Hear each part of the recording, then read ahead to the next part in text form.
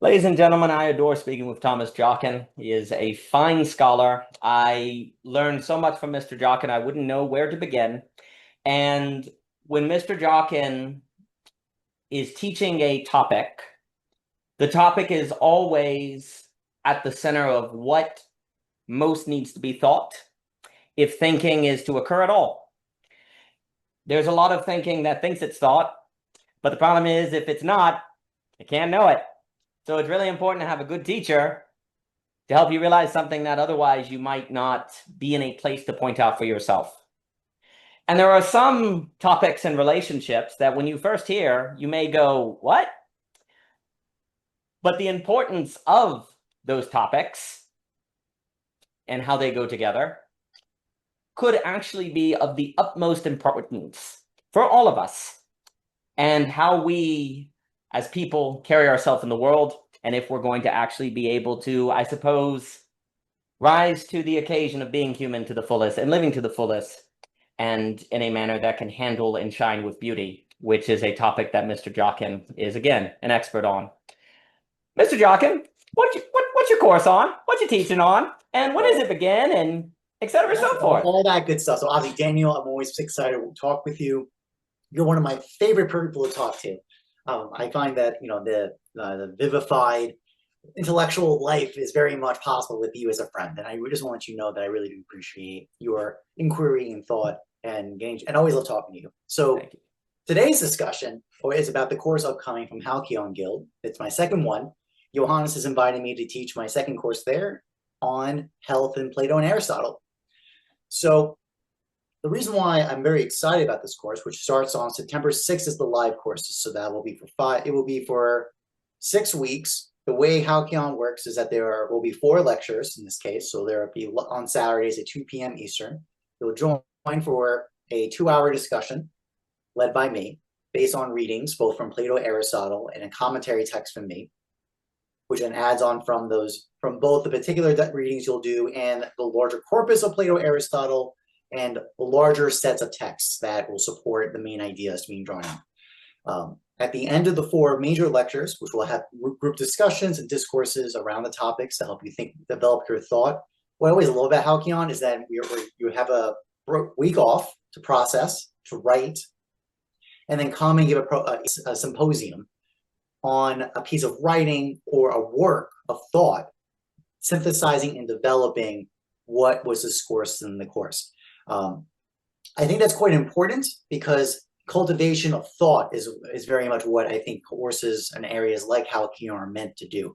And having a concentrated focus on a topic to then develop and synthesize it and integrate it into your own way of thinking and seeing on the world, and even perhaps even enacting, is, I think, a very beautiful structure, what Johannes has done over at Halcyon. So I was very excited for him to ask me the question, offer me the option to teach a class again.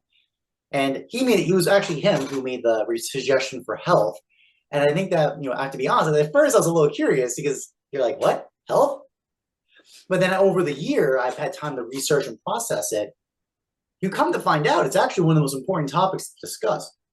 And obviously one area is part of why Johannes wanted me to do it is that in a digital space, in a digital intellectual space, the idea of the body having legitimacy and having something that is worth consideration, which is what we find in health. Is that something worth for discussion, worth investigating and discussing? The answer is yes. And Plato and Aristotle would confirm that. That leads to the other aspect is just like beauty, which is this hidden but open, ever-present point in all these texts. In all the texts from Plato and Aristotle, just like the kalos, the beautiful, is constantly waiting for you. It's glimmered and shown to you for those who have the sight to see, right? To seeking and desire to come find it. It was there for you the whole time. In all these Platonic dialogues, in Aristotelian texts. Actually, for funsies, I reread Nicomachean Ethics. Even though it's cited in the health course, I decided to read the whole thing over again in the Greek. And constantly, I suggest anyone who's interested in this topic to go back to Nicomachean Ethics, look at all the points of the virtues. It will be constantly said, this is for the sake of the beautiful. This is for the sake of beauty. And it will always be translated as the fine or something like that. But if you get to the Greek, you will see it is the same term. It is the kalos. It is the same as what Plato is saying in Greater Hippias, for example, in all his Platonic dialogues. So just like that, with the beautiful, interpenetrating in its glimmers of possibility inside these texts from these ancients, health is a similar point. There is no one text on the topic. Plato gave us that. Plato gave us on beauty, right? He basically gave us Greater Hippias. So we have a text to start with, and then we see always actually permeating across all of his writing. Health is an interesting one because it's actually, one to make an argument, one cannot even think Plato and Aristotle what they're trying to do because they presume health. They're actually presuming it because they're constantly using it as an image to understand all the topics they're discussing.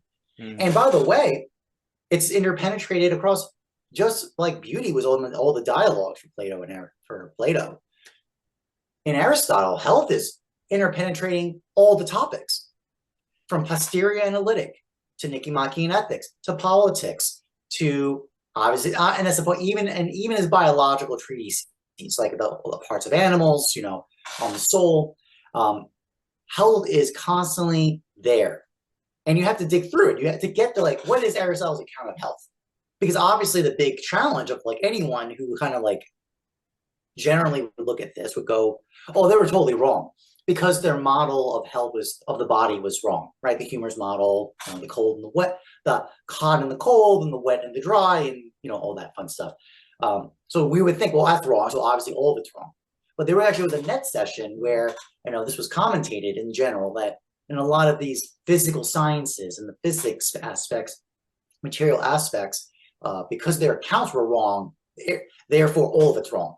And I said, actually, no, what that actually shows is that look at this line of thought.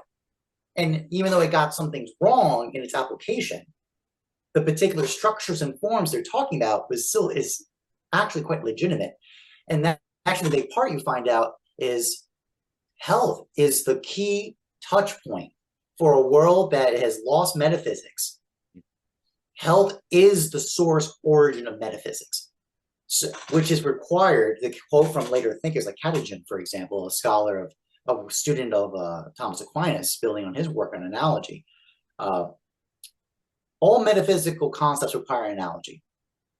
Health is the starting point of metaphysical concepts. It is, because the idea of health is related to, we'll talk about this, is that obviously there's distinctness of parts in the body that have health, yet they all have to work together. And you can tell the difference because we noticed, because I had if you look at the discourse and the kind of general tone of what is health, we run into quantification. Everything has to be quantified and measured and diagrammed. That is, notice we're presuming we think we know what health is, but we don't. And there's many ways we can discuss this. And actually, Aristotle makes a point about this. As an art, medicine has no limit.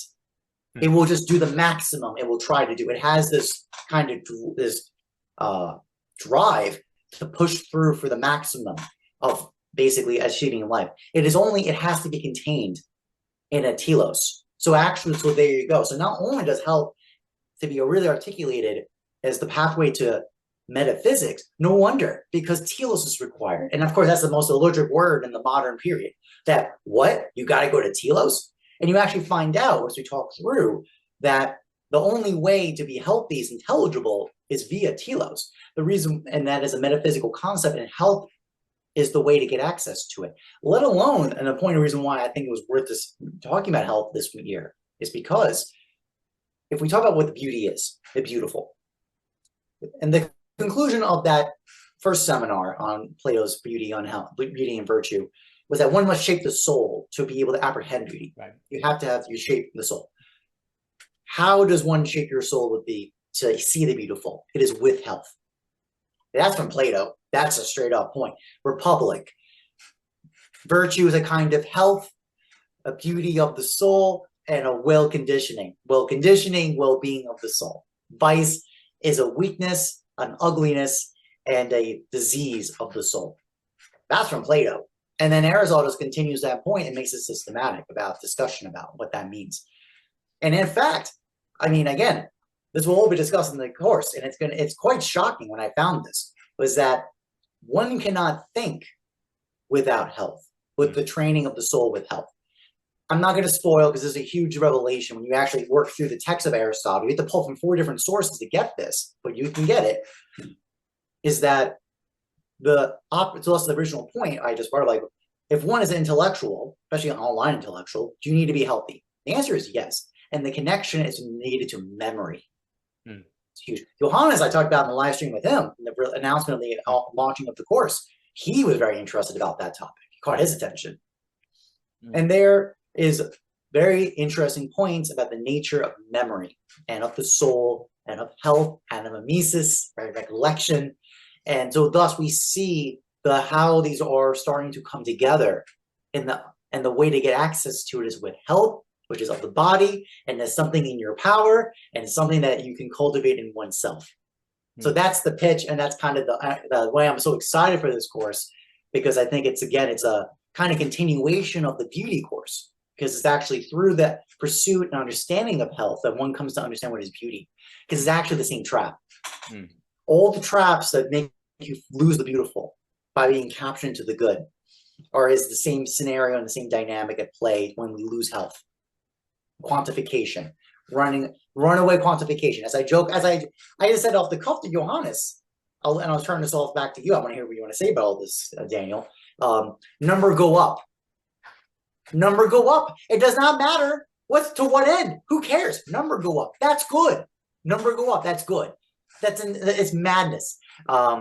And actually, as a note, I just want to circle back with you. I thought about this. I remember our discussion with Alex Ebert on the nature. That actually was one of the touch points of health. The idea of hormesis, right? That the soul basically has to have a certain measure. So measure with virtue, which is the quote from Philebus, which we'll be discussing in the reading. So goodness has found its source in the nature of the beautiful, for in all things that are good have measure, and that isn't found in beauty. Paraphrase from Philebus, for example.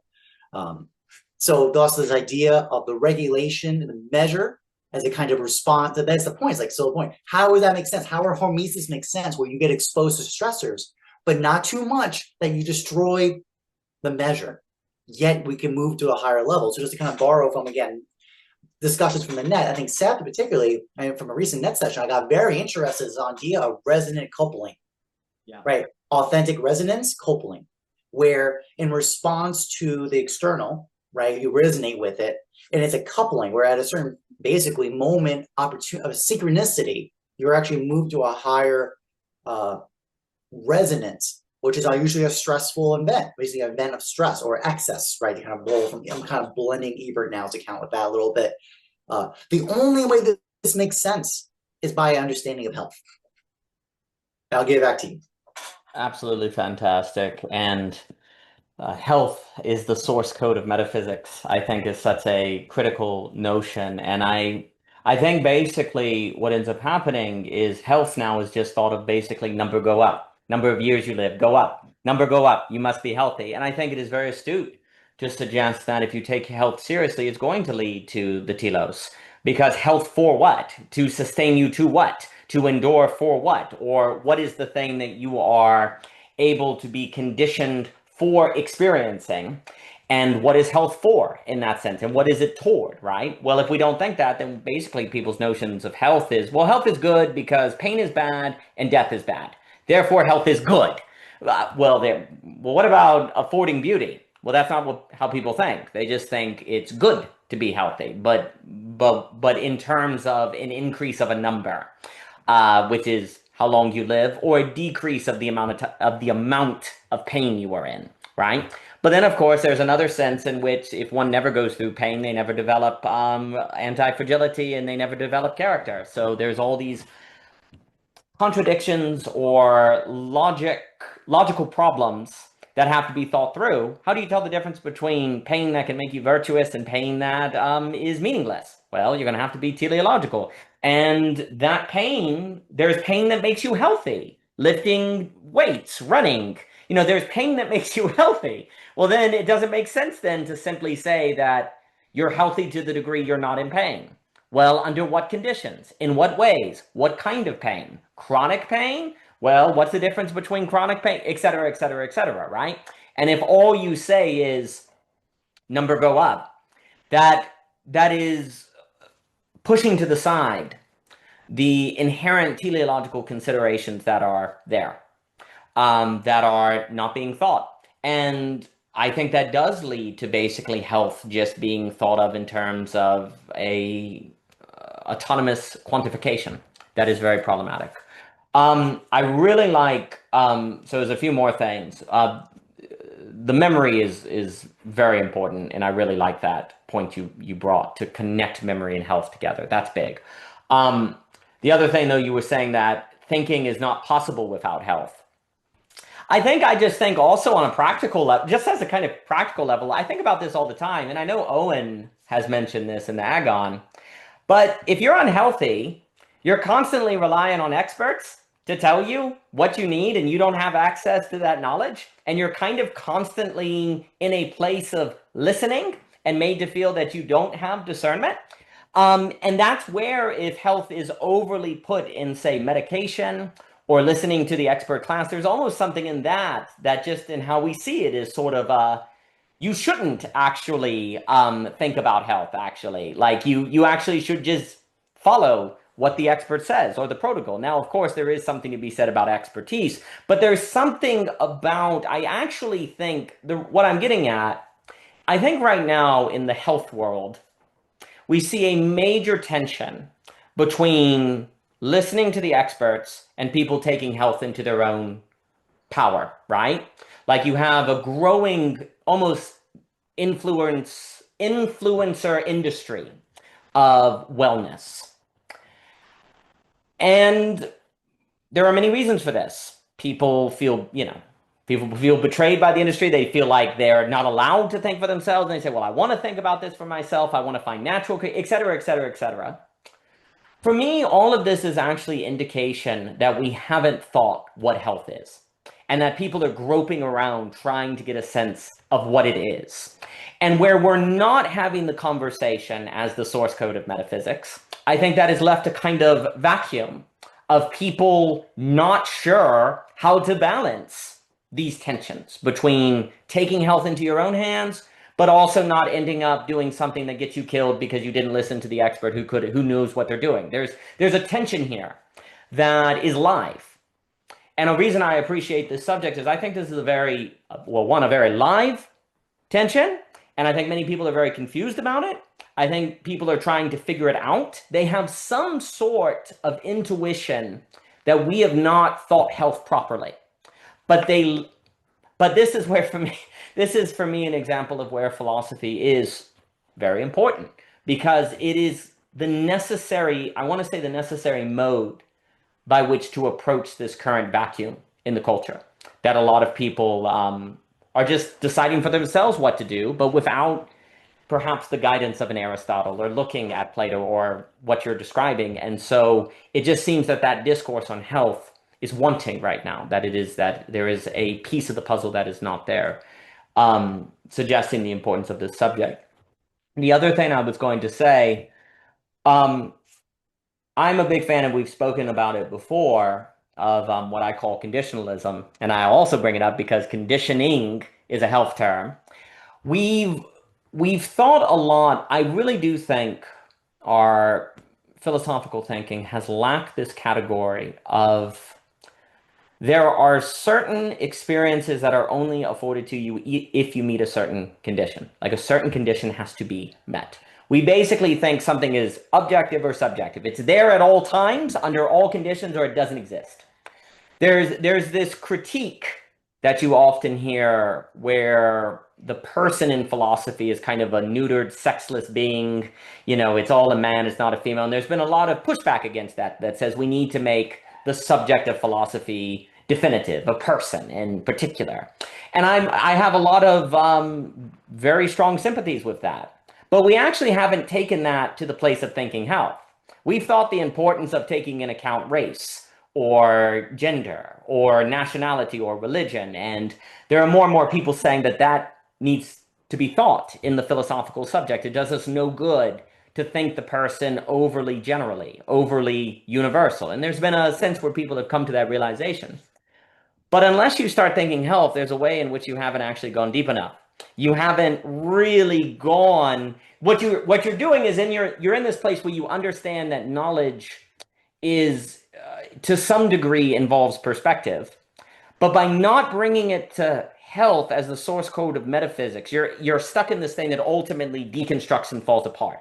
Like you can't. There's no through line to it, if you will. You've made a correct acknowledgement that perspective matters, that it changes how people experience the world, but you're stuck. You stop there. And basically, then philosophy, in a sense, is dead because all you can do is acknowledge difference.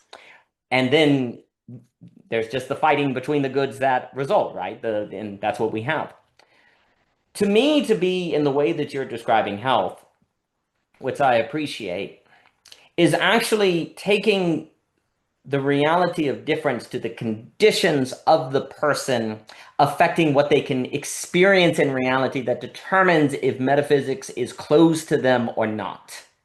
That's kind of in a sense, the completion of the, I want to say, more postmodern intuition and I don't mean postmodern as a boogeyman. It can be a boogeyman, but I don't mean it. But there's this, when I read someone like a Charles W. Mills in Blackness Visible, when I read, I could go on, we can list these texts. There is this correct sense that perspective matters, but again, in the same way that the conversation about health that's trapped between the expert and wellness seems lacking, looking for something, needing a through line, so the postmodern intuition of perspective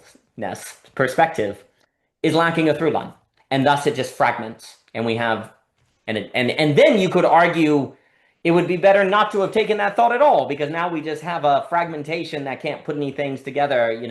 Maybe it'd been better just, and that's where people are right now. They're just like, well, we can't do this, so there's a reaction to a strong unification away from it, and the political discourse is, of course, in great trouble. And as we mentioned with Ebert, this follows when you collapse the beautiful with the good. The last thing I'll say, although I'm very tempted to say a lot on the memory thing because this is very important, but I think for me, what I mean by conditionalism, the example I will make that I always enjoy, because I really do like how Owen Barfield opens Saving the Appearances with the rainbow example, is he says, hey, are rainbows real?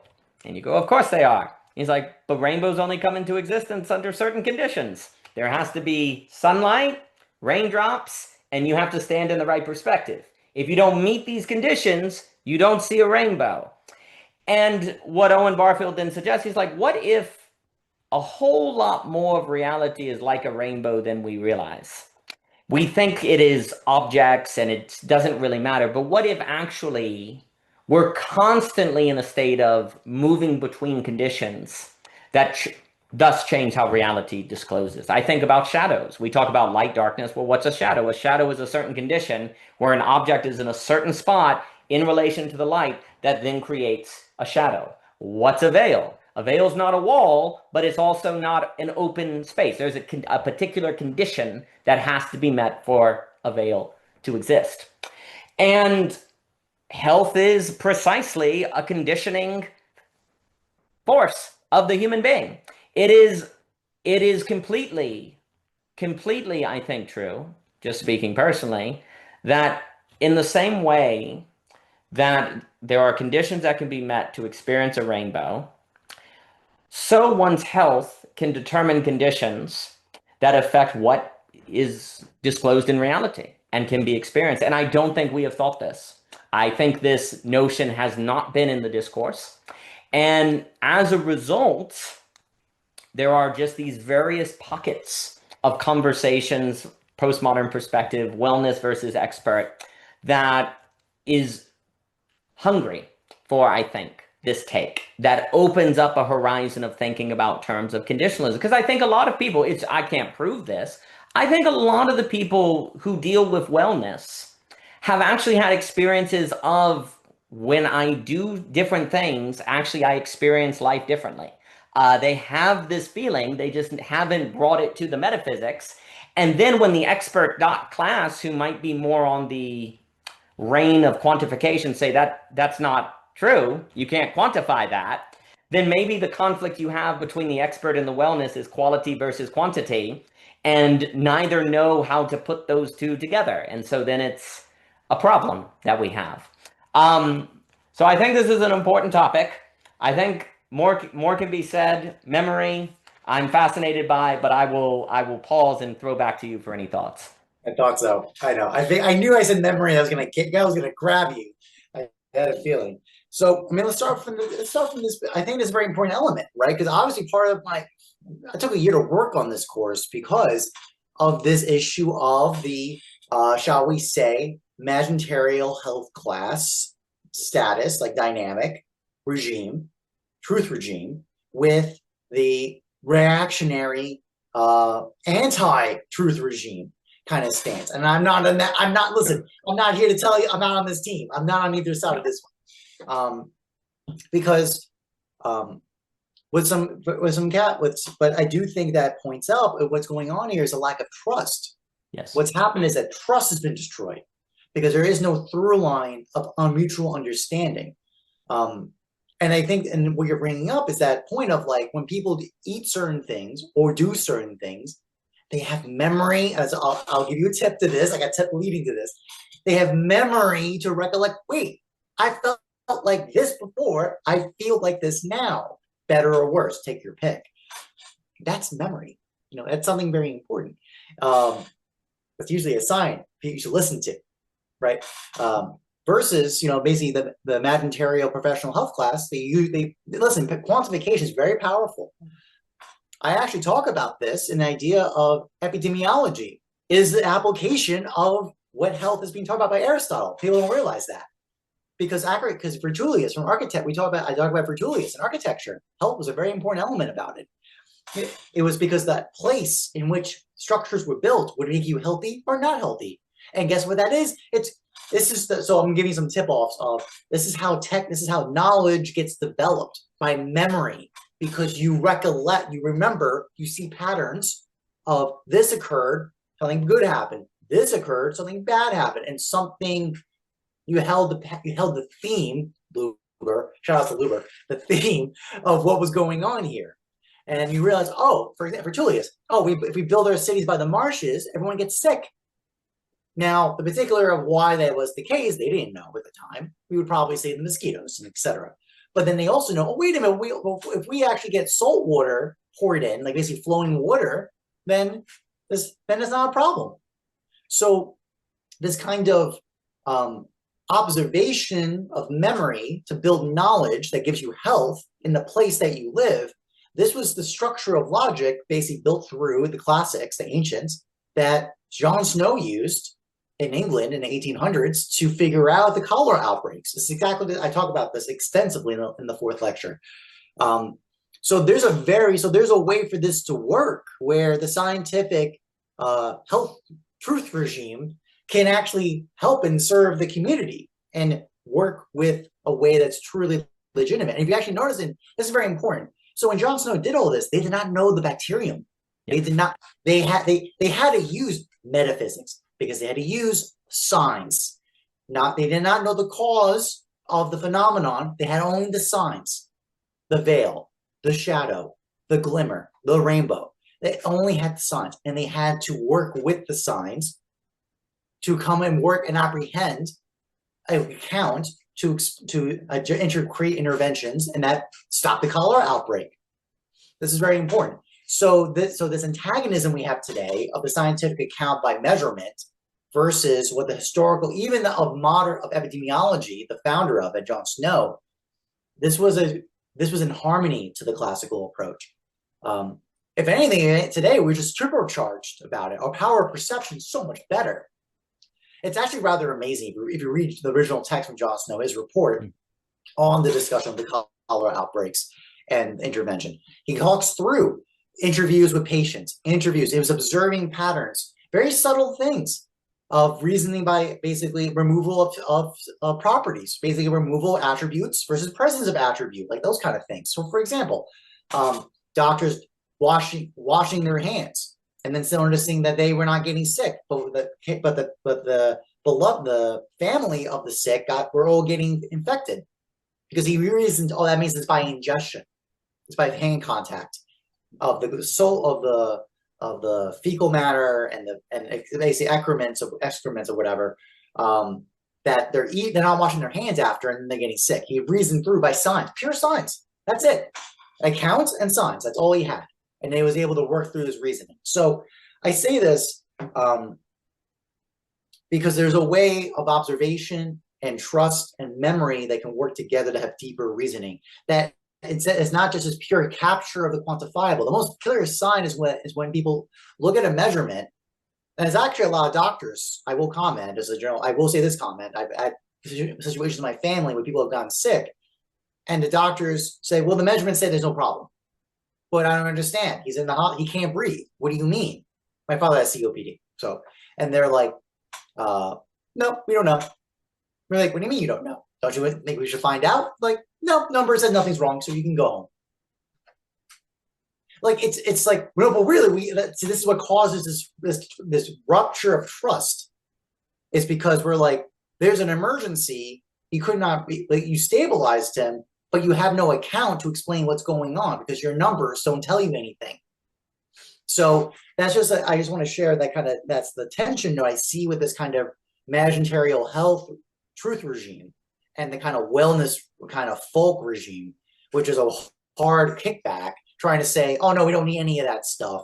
I find that the tension that's a risk. I don't disagree with your analysis. I think that's the obvious conclusion when you do not have an ontology that can justify, and not even justify, but like kind of anchor and be a through line for the diversity of accounts. I think it's very true. And in a similar note on this issue of all the particularities of difference of accounts, race, gender, all this. These are all and by the way, they have a lot of interest in the body. Lot of interest in the body. Yet and when they do talk about it, they don't have this through line, a connection to health. That's the tension. Like that's, so they were basically treating the body as a dialectic sign. They were not treating it as a material, as in the way of a heliomorph. They were not treating it that way. They kind of have some fun with this kind of discussion about it. Because these classifications, these objects of concepts were concepts of oppression, right? So that's what they were representing. That's what they were signs of, not the substance not the substance of the entity at play. And that's, by the way, another big note is that health is basically, again, why is it the source origin, like the source code, the starting point of metaphysics? Because it's about motion. It's actually because anything of health is about things of living things and motion. And it is by motion. Motion is a metaphysical concept. So that's kind of the kick. I mean, again, we can be cute about this and go down a theological account about that. All I'm going to say is this is why Aquinas starts his 5 ways with motion, argument by motion. And this is why Aristotle uses argument by motion. It's the same, it's the reason why. But that's my point, but yet health is that contact point to draw that through. Yeah. Which leads to the next part, which is about health, about particulars. You cannot run away to universals. There is no health in the absolute universals. Right. There is only health of this body, of this organ, of this space, of this place. That's all there is. Just like the beautiful, you are not allowed to go run away into the universals. You cannot run away into abstraction. You must have that abstraction pulled right into the particular of this moment, of this thing right in front of you. AKA, my favorite example, sunsets are not beautiful. Generally, this sunset is beautiful. That's the reason why we say it this way. Health is, again, that's why there's a connection of beauty with health, because of these qualities about it. You can also say this is why, for example, a beautiful body is not simply something that's aesthetic. Partly because of the capture of imagery. If the purpose of the body being beautiful is to simply be an image, to be seen, as opposed to a body to be in work, in activity, you lost the plot. You know why? Because that image is an abstraction sign of desire, mimetic desire, right? The quote Johannes on this point, he talked about this on our live stream, of running away into just a mimetic copy and attention. Not about the activity of a living body in an activity of beauty. That's a big, huge difference right there. Last, no, and by the way, this whole so thus where we see here this application of the universal with the particular, this is phronesis. This is phronesis. You cannot run away from this. This is the point. This is actually Aristotle's big contribution. This is so instead of being antagonistic to Plato, I see this more as the kind of fulfillment of Plato, in the sense of you can understand the universal, but then when it comes to the particular, where it all comes down to, as he says, doctors doctors are not concerned about health universally; they're concerned about health of their patient. So I think that's why health is so important, because it's the exemplar of phronesis being applied. And by the way, you made your note about the pain that grows and the pain that destroys. That requires courage. Yeah. Because guess what courage is? Courage is the one virtue that actually is not pleasurable. Right. Because you have to confront, and that's the thing, you have to confront pain, stressors, for the sake of something, for the beautiful. By the way, shout out to Plato, shout out to Aristotle. That's what he talks about. For the beauty. That's why you do it. It's not intelligible otherwise, because that's the point. You cannot distinguish. If that's the case, you got to distinguish good and bad pain. How can you? You can't. From the perception of pain, it's the same. It's the signification of it that gives us its context. And it's for the sake of something. So I see that point very clearly drawn up. Which, by the way, that's again why memory matters, because you have to remember when you were in pain and when you were in pleasure and what caused. See, in this, it requires, and again, a geek sign is duration of memory. The longer time, which is what I've always said in the net, one of the big signs of wisdom is your time box window of reference for thought. If your window is super narrow, destroyed attention, TikTok culture, got 10, 15 seconds versus a day, a year, a month. That time window changes everything in terms of what makes sense, because what you're drawing a larger time reference of relationship, of movement, of cause and effect, all those things, which require memory.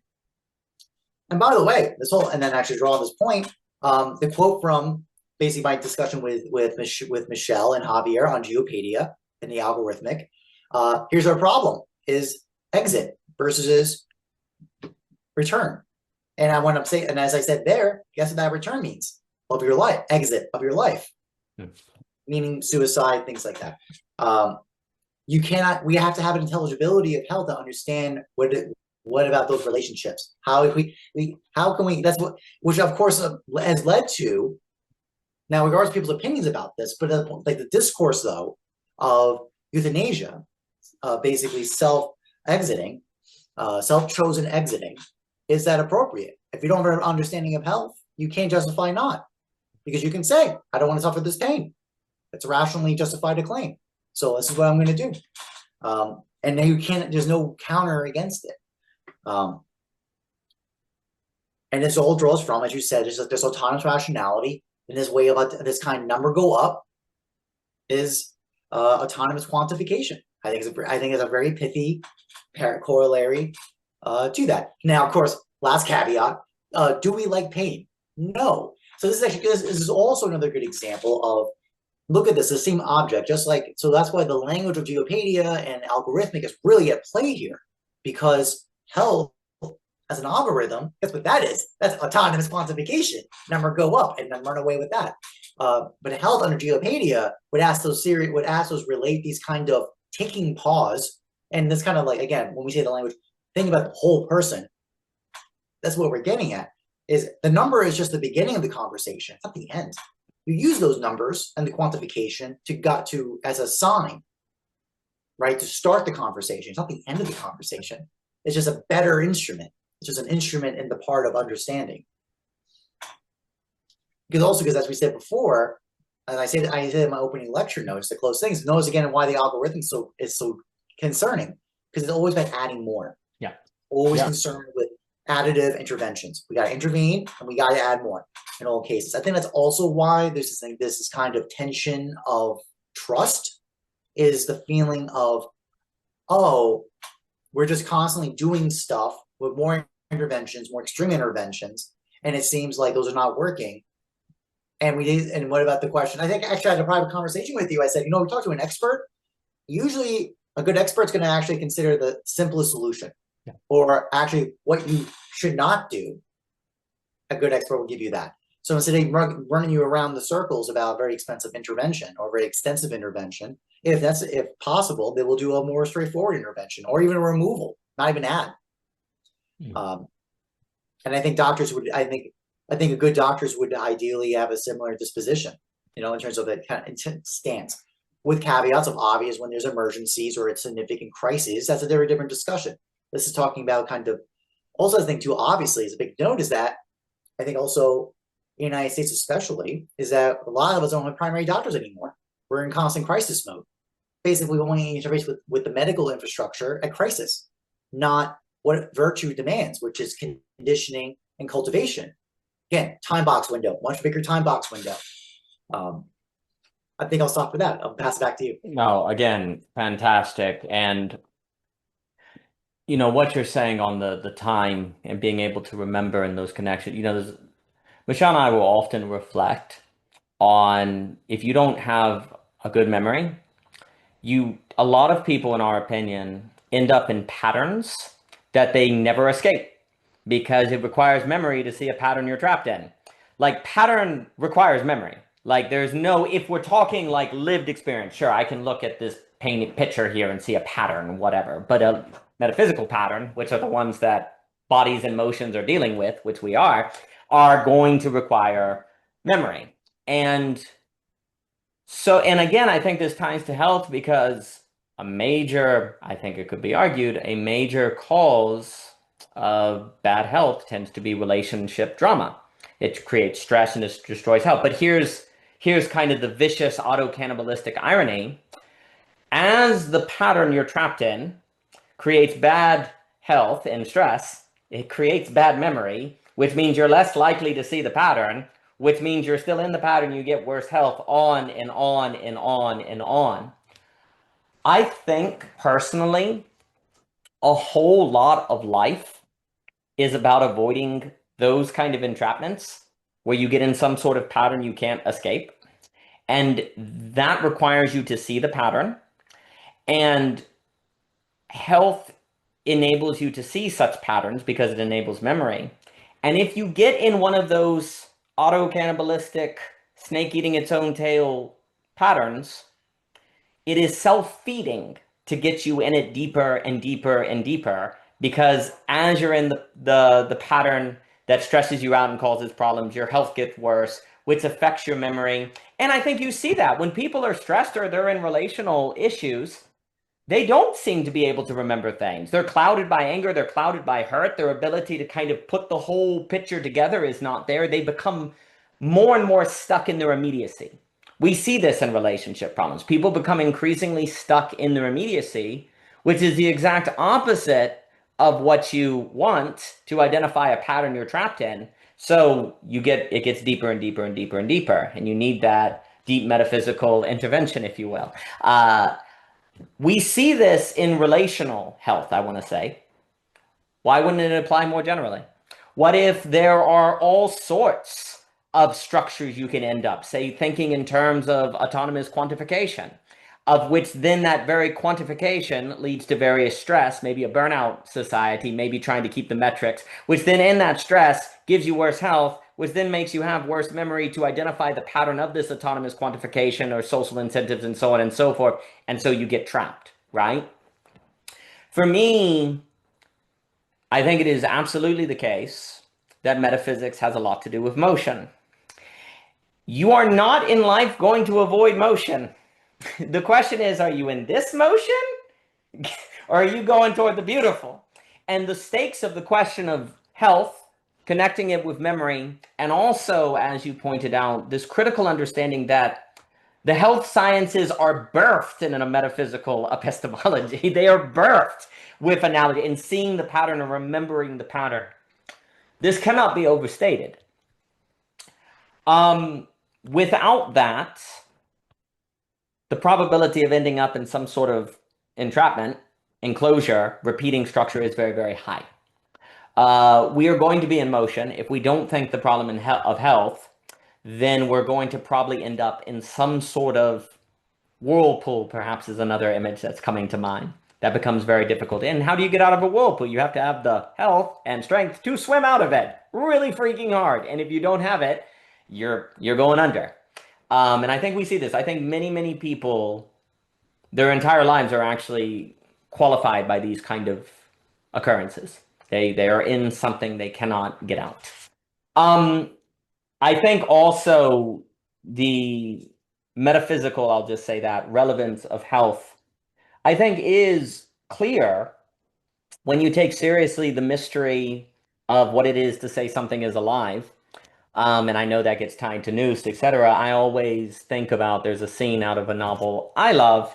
Don't think anyone reads it. I think it's really important. By Avo Andrich, The Bridge Over the Drina. And there's this scene of this beautiful woman. All the men want her. All the this all this desire, etc. So forth. And not to ruin classical literature, I think it's okay if it's 100 years old, but you know, to be spoiler, classical literature, the woman dies, and they see her naked body on the shore, and the men are horrified.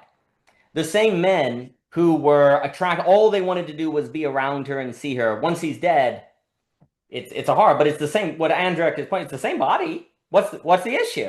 But everyone knows there's an issue, dang it. Everyone knows there's a difference between a living body and a dead body. Um, you you apprehend it, right? Well, that mystery of why does it, well, in all honesty, we think, you know, not to be graphic, but if you have desire for a naked dead body, there's something very wrong with you, right? Like, well, isn't that interesting? Why? If you think about it, like, why? Because there is something is not there that if it is not there, everything is almost in hell. Like there's some sort of incredible vice right there, right? But isn't that interesting that desire that is not in service of life, which it would be obviously in that moment of, would be so obviously a vice? Which then, if that is the case, I might throw to you. I'd be curious, because I'm thinking with you on this before I keep talking, because you said so much and it was so important. But like the idea that's being brought forth that virtue is tied, desire and life. There's something about desire and life go together. That clearly must be the case if desiring a dead body is a vice or deeply problematic, right? And so if that follows, then one builds upon that health as tied to metaphysics, as tied to a I'll pause and throw at you. I mean, I gotta be honest, Dan. The first thing I thought with that image was AI sex girlfriend. Yes, 100%. Instantly, that's the 100%. First thing my mind went to. 100%. Yes. And if we don't think the health, what's wrong with that? You see people exactly. Saying, yeah, just private individuals. You just, you know, it's just the flesh. It's the fleshlight. Just take it to its logical extension. Exactly. Yeah. Yeah, there's no argument against it unless you don't collapse the beautiful and the good. So for me, this is getting into the real stakes, because that example, I think that's I couldn't agree more with that connection, because basically that is what you see with what people all over the world are. I mean, some people are marrying AI bots. They're marrying these things. What's wrong with it? I think that does point to some of the stakes of this question. I'll throw it back at you if you have anything more there, Mr. Jockin. This is really interesting. Okay, this motion and movement of the life, nous, desire, it's fascinating. There's some fascinating details about this. I think because of desire is motion and movement, right? Basically, kind of the quote from Symposium, right? This whole notion, the whole line of what is the good? Good is the wishing for the everlasting desire of the beloved, right? So this idea of motion and movement, and we're all desiring of life. We're all trying to drink from the cup of life. To kind of play with that kind of, we're all thirsting over the cup of life. And actually, that very famous line from Aristotle that life is the anageia of nous. So where we find life enacted, we find nous, which should strike everyone, because that blows up. I mean, again, this is why I don't translate Noose's mind, and I don't think that's appropriate because that just doesn't seem right to call that mind. Uh, I don't think it's religion. I don't think it's legitimate. Um, but with that said, that point of then, this is actually why this is very important because obviously, because the big point, like, look at the way when we talk about health, in the sense that health can be in place, which can be in artifacts and in built spaces. So interesting. We don't realize that we were playing metaphysics. We are in contact and dependent on metaphysics by that very statement of language. By us using that language, being intelligible about it, and knowing that it is real. And I just gave you the point before, but Fertuli is talking about it in the sense that health does affect in place. Where you put your buildings matter in terms of people getting sick in it or not. But that's more literal in the sense like that's connected to persons in bodies getting sick. But this also relates to even the continued existence of buildings, aka modernists who didn't plan for the environmental stressors of weather on their buildings. So, aka concrete, basically steel reinforced concrete that as soon as it got chipped and the concrete reinforced beams got exposed to water, rust running through the whole thing, and let alone water damage as a result of that. And then basically these concrete buildings are all decaying. Within 50 years of being built versus every other kind of architecture that took actual consideration of true health. That's why these are not healthy buildings, let alone the other, again, like, so look at that, it's not about health of persons living in these buildings, which was true, because a lot of them also had horrible air, horrible airflow. People were getting constantly sick from the issues like that, water leaks, things like that. But the actual structure of the building, the measure and integrity of the structure was compromised. That is unhealthy. Let alone what you're bringing up. Again, the very fact that also we talk about mental health. Why can we especially if mental is not pure organs. Like if it's actually about the fact that there's not organs at play, then that means that we're talking about here is patterns of memory, as you're talking about, and habituations of a relationship. So again, we're using the term health. We understand what it means. It has a real reality. We know when things are healthy or unhealthy in our relationships. Yet that's not an organ. And yet again, once again, metaphysics of the health has revealed itself once again. And just so I find that I talk about this, like I talk about paper being printed with life, inanimate objects having life, like basically, different, because anyone looks at like wood that's over 100 years old, right? So because that's a very famous example. I'm using a lot of architecture points because it's just immediately on mine. Buildings, houses made with wood from 100 years ago, the wood you can tell because the rings of the wood, the duration of life of the wood is much longer than wood nowadays. Houses built now, the wood lasts maybe 5 years. I think it's 5 years, let it grow, and then they cut it. It affects the quality of the wood, both in terms of actual survival of stressors, meaning basically that 100-year wood, by the very nature, is lived longer, all the rings of its accumulation. If water damage hits it, like water seeps on it, it will only damage the outer perimeter. It's not like wood that's only been around for 5 years with less rings of layers stacking. Water hits that, it's gone, and then you gotta replace the whole thing. So there's like that practical aspect of it. Again, showing houses have health because they have structural integrity that in response to stressors, it can either handle it well or not well, just like a body. When you're a healthy body, you can handle stressors. Your bones you can handle stress and impacts and falling. Versus if you're not healthy, you get old, you fall and you break your joints, your bones. That's just, that's like just look at this analogous kind of metaphoric motion that's happening here, understanding, intelligibility that's occurring. But beyond even that, the very fact that some things have more life to it, that we use that language of life, not just persistence of existence, which is one aspect of it. That's what all these points are drawing out. So that's called persistence of existence over time, right? That's what health gives us. It's the safeguarding of existence, which is why it's related to virtue, because that's what virtue does. Virtue safeguards existence. The other aspect about it is it vivifies.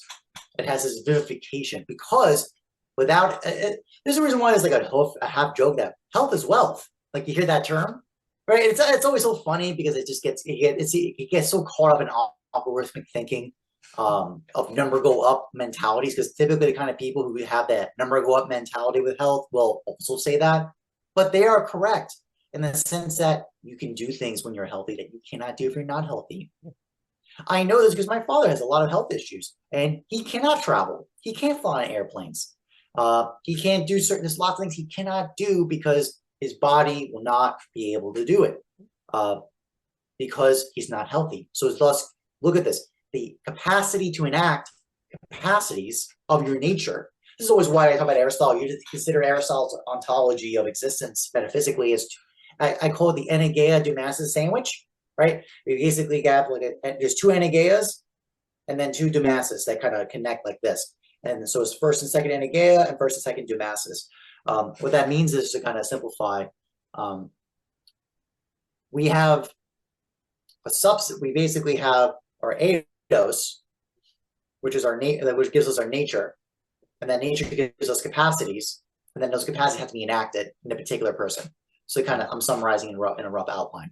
I say this being in the sense that human beings can do certain things because we're human beings, but the enactment of it, you have to learn it or develop it or etc. Which, by the way, is a whole nother thing. That's a whole nother angle of, look at this intelligibility of change over time. Of what does it mean to be human? Are you going to tell? How is an embryo? Again, look at this. All the modern problems. Abortion is what I'm bringing up. I'm about to go into. What about the hot topics today, Daniel? We got suicide. Now we got abortion. Because, and it's legitimate, because you're going to go, that zygote is not a human. That embryo is not a human. That baby's not a human. Like, you see it, and there you go. But wait a minute. When did the human come? Where's the human? Yeah. And by the way, hey, listen, if you think human is the animal with logos, guess what Aristotle says? Children don't have logos yet. Yeah, right. Whoops. So therefore, if you say humans are only humans when they have logos, then you have to say children aren't humans. Oh, then you can actually basically here. I'm provocative with this claim. People can get mad. Basically, under that argument, you can basically kill. And actually, by the way, you can kill your child for a very long time in the ancient past. You have the right to do so as a parent, because they were not fully human yet. Yes, because they don't have logos. Let alone the problems that, I mean, this has been brought up by many times, that what happens if you become unconscious or you get brain dead. Theoretically, your logos is not there, but yet you're human. What's up with that? Or you get mentally ill. You don't have your logos anymore. So these are all. So look at this. All like every conniption of modernity that we've been running into the last 20, 30 years at this point, I stand hard. I hope I've sold the case by talking about this. This is health. We got to come to this point. We've got to talk it through. If we don't get this health thing intelligible, there's no through line. And there's just going to be basically autonomous rationality, scatter out, just run into fragmentation, and we're all going to do our own thing. Yeah. And basically we're going to get vectors of violence, meaning because basically we're going to orient our different communities of good, intelligibility, to kind of Duginism. Basically, AKA we got Duginism. That's what we're going to get. That's the only logical conclusion. I think that case is being made very strongly. Oh, I'm sorry, Daniel. There's actually one more note I forgot. By the way, another big aspect related to, again, the physical body, mental dynamic of relationships. A lot of people, what they do, the response, disassociation. Yeah, that's they exactly obliterate right. their memory by disassociation. Mm-hmm. Drugs, alcohol, take your pick. Yeah. Which actually causes more immediate, kind of closing to the immediacy, which leads to burnout. Right? So all this connects. But I think a big note is the pattern of disassociation, because because they can't even endure existence. I agree, and in my opinion, many people who are trapped in those whirlpool patterns, they can get to the point where they just want to disassociate. Basically, if you can't escape a pattern, then if I stop believing patterns exist, then it will go away. No, it doesn't. You're still actually in it, but that seems to be the last-ditch effort. If you don't know how to get a pattern, then you don't know how to get out of a pattern, in a whirlpool structure, then not believing in patterns seems to be a hope. And I think disassociation, numbness, I think people think forgetting is how you escape. If I can just forget it, not think about it, it's the exact opposite. Like forgetting about it, not thinking about it, that guarantees you're stuck in the pattern, the whirlpool. And I think basically as a large claim, many people, I think health ultimately reflects the patterns of your life. Like whatever the patterns of your life are your health. And of course, the question is, what does that mean, et cetera, so forth. I'm I can jump in also, with Daniel. I mean, that's a so I've been teasing that point. I didn't want to go into that point earlier. I'm sorry to interrupt you, but I just want to no, share. please. It's absolutely the case because, for example, and by the way, this meant in the body and in your dispositional states, habituations. For example, you having an athletic body is because guess what that is? That's a sign of time. Yeah, It that's doesn't right. just happen like this. Even with drugs, even if you're going to do steroids and all that, still takes time. It happens a lot faster, Yes. and it's a cheat code, and you pay a huge price for it. Because just like interest, time always collects. The reality always collects when you try to compress time and manipulate time like that. But nevertheless, it's still a memory in time. Your body is a memory of time. Yes, just on that point alone. Let alone the nature of the soul is habituation over time. You don't get virtue instantaneously. To cultivate excellence is not an action; it's a habit. To quote from Aristotle, and this is just another example of that. This is why health is so critical. Just want to share that note with you. I think that's spot on. And health is a fundamentally temporal term.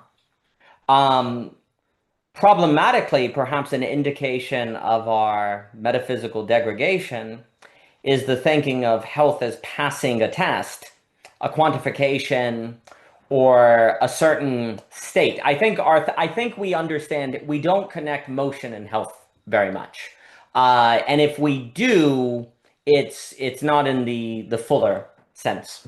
How are you able to carry yourself around people? How do you carry yourself in your own mind? How do your thoughts move? How does the air, the atmosphere move when you are in it?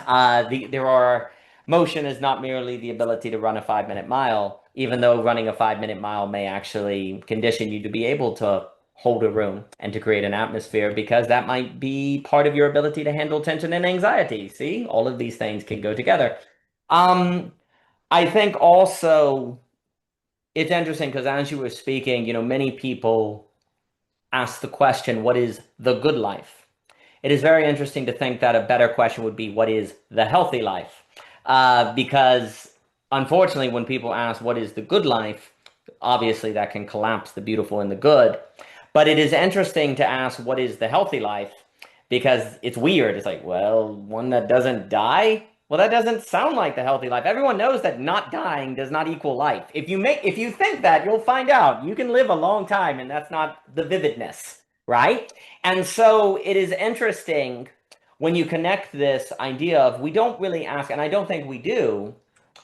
The problem with asking about the good life is often you are in a mode of quantifying goodness. How do I quantify the good? Okay, amount of money, amount of influence, or whatever, right? But it's just very interesting when I ask what is the healthy life. That question has a way of resisting easy quantification. It's not at hand so much what we're talking about, which is exactly what we want that aphoria to actually think, to unfold.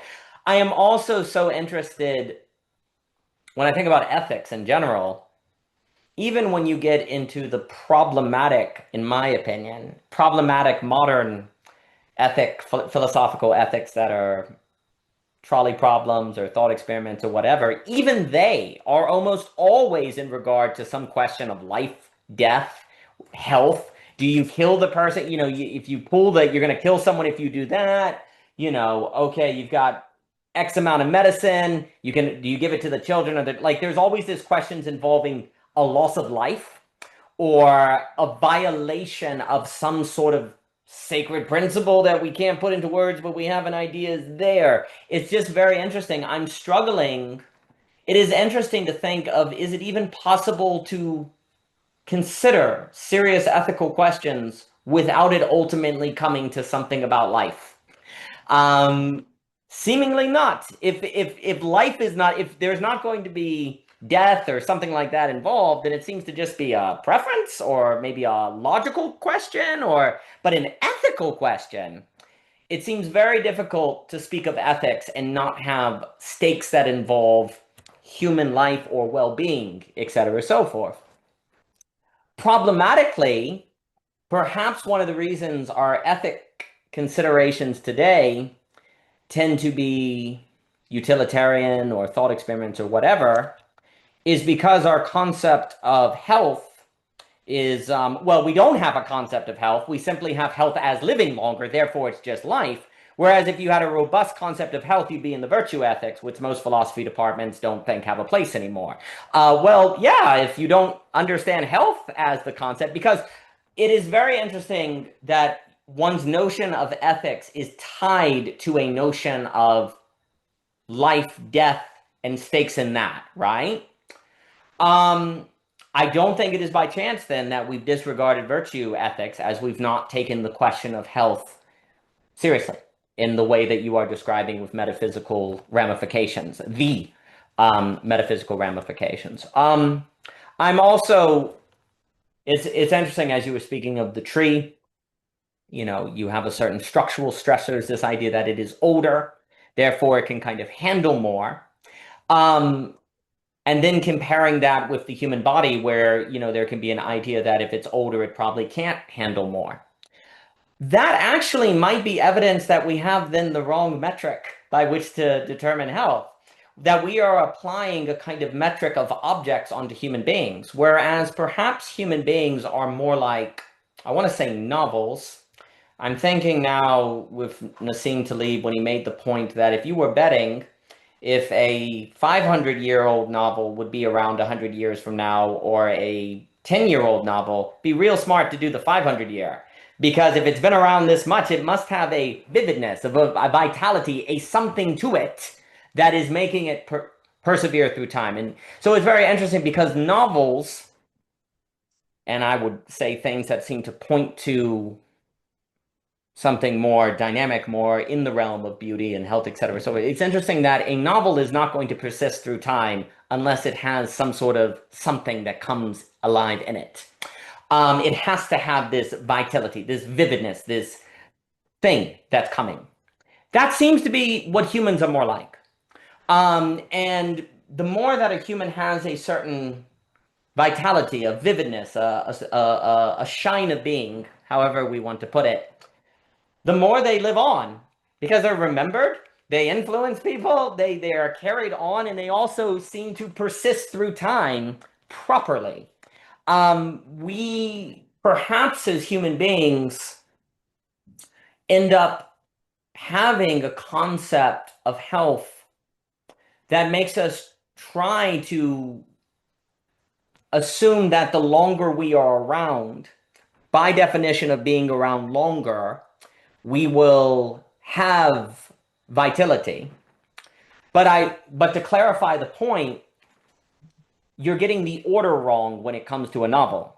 A novel is around longer, not because it's a novel does not have vitality, vivaciousness, because it is old.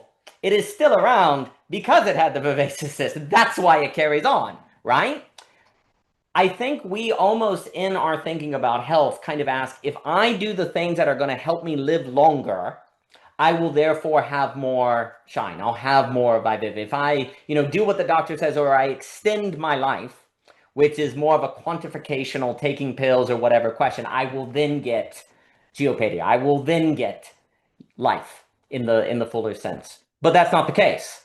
That might be the case for an object. That might be the case for a tree. But of course, critically, a tree is also growing. It continues to grow, not just in a way that it's still internally active, I want to say. Well, that's what virtue is. Virtue is a continual internal activity. So if you don't have that, you can't be like the tree in that sense.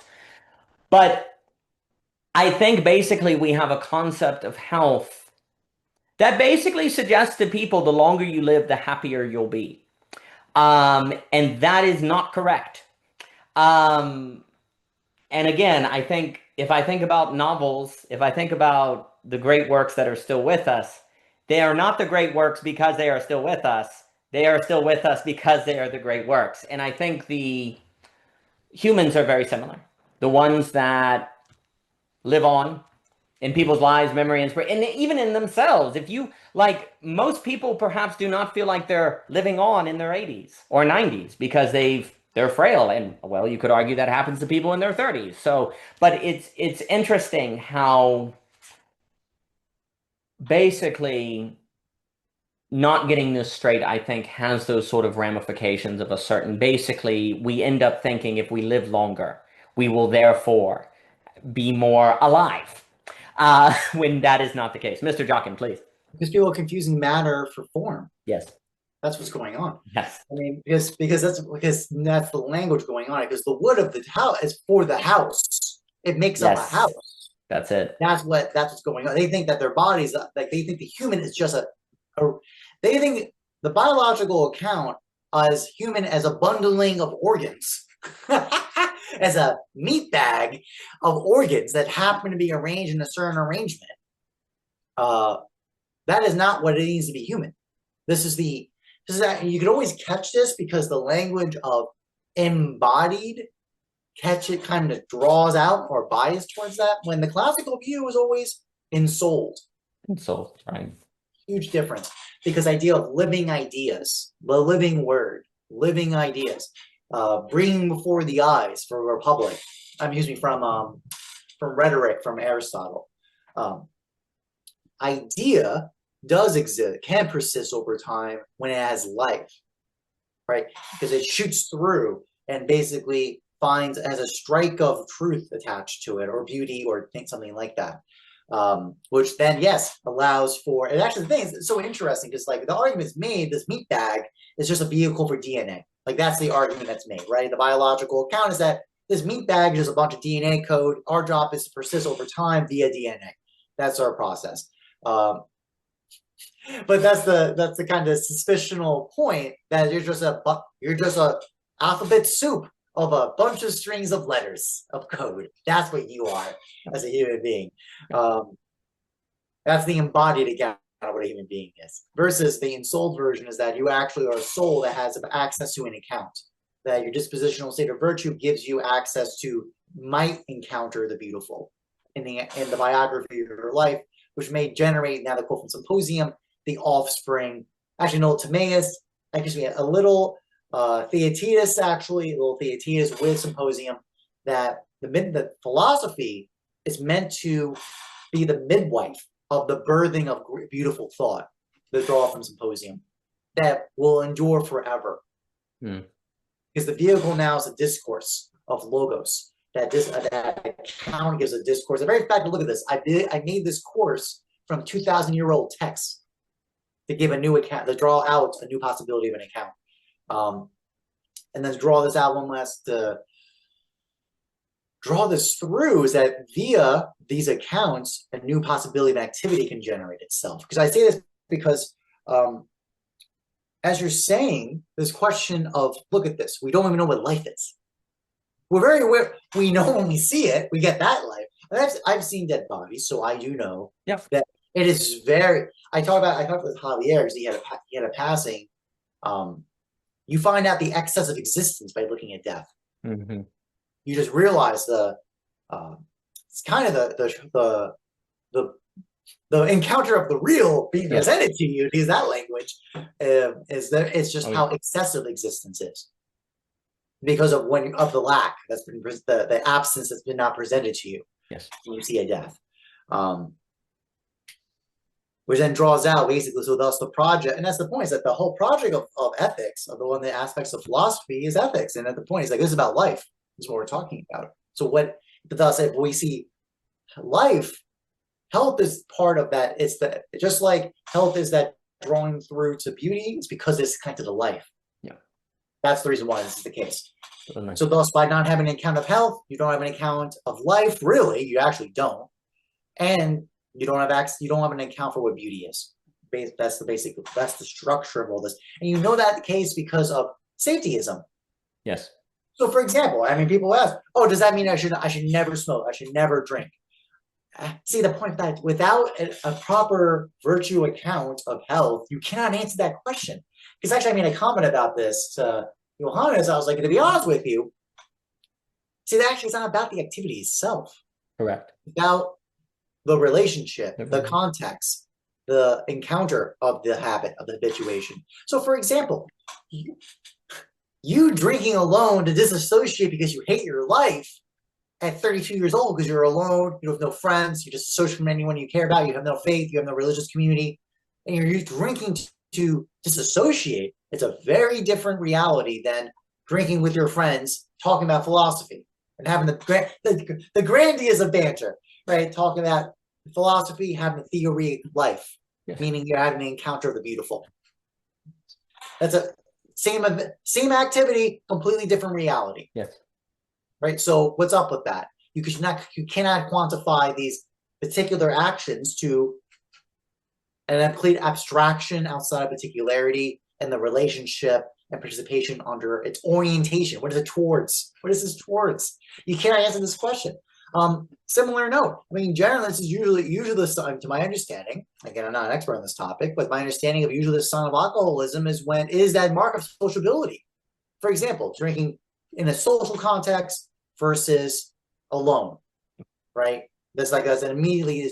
I believe alcoholism measurements. That's usually one of the distinctions they use. Is one of them. Not the only one, and it's certainly its fault. But it certainly draws out it's pointing to what I'm drawing out or what I'm trying to orient with this. Thus, based on that fact, safetyism cannot be addressed. Because how can you address, and thus, again, to your point before, again, what are the painful tests and challenges of character that reveal who you are to be, who you are and what you wish to be? How could that be possible if you're just in a world of bubble wrap? Yes. Basically, nothing bad can happen to you, and we gotta protect you in all cases. Yes. It's like the nanny state, basically, nanny institution entity.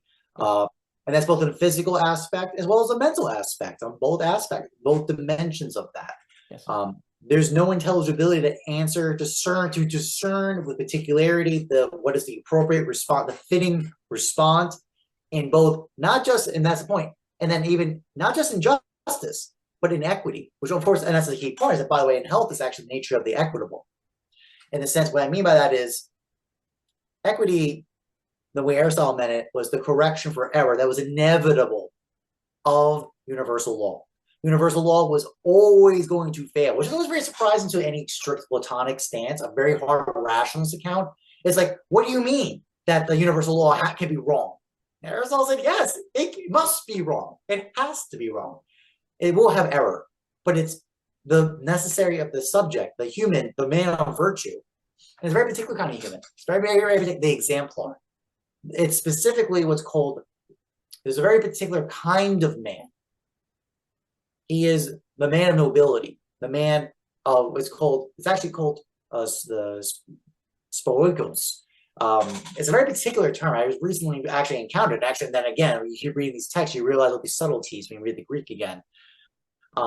It's this kind of importance, but more significance. It actually is the only way to even quantify even what kinds of goods, or even the orientation of the goods is in their signification. What are they significant towards?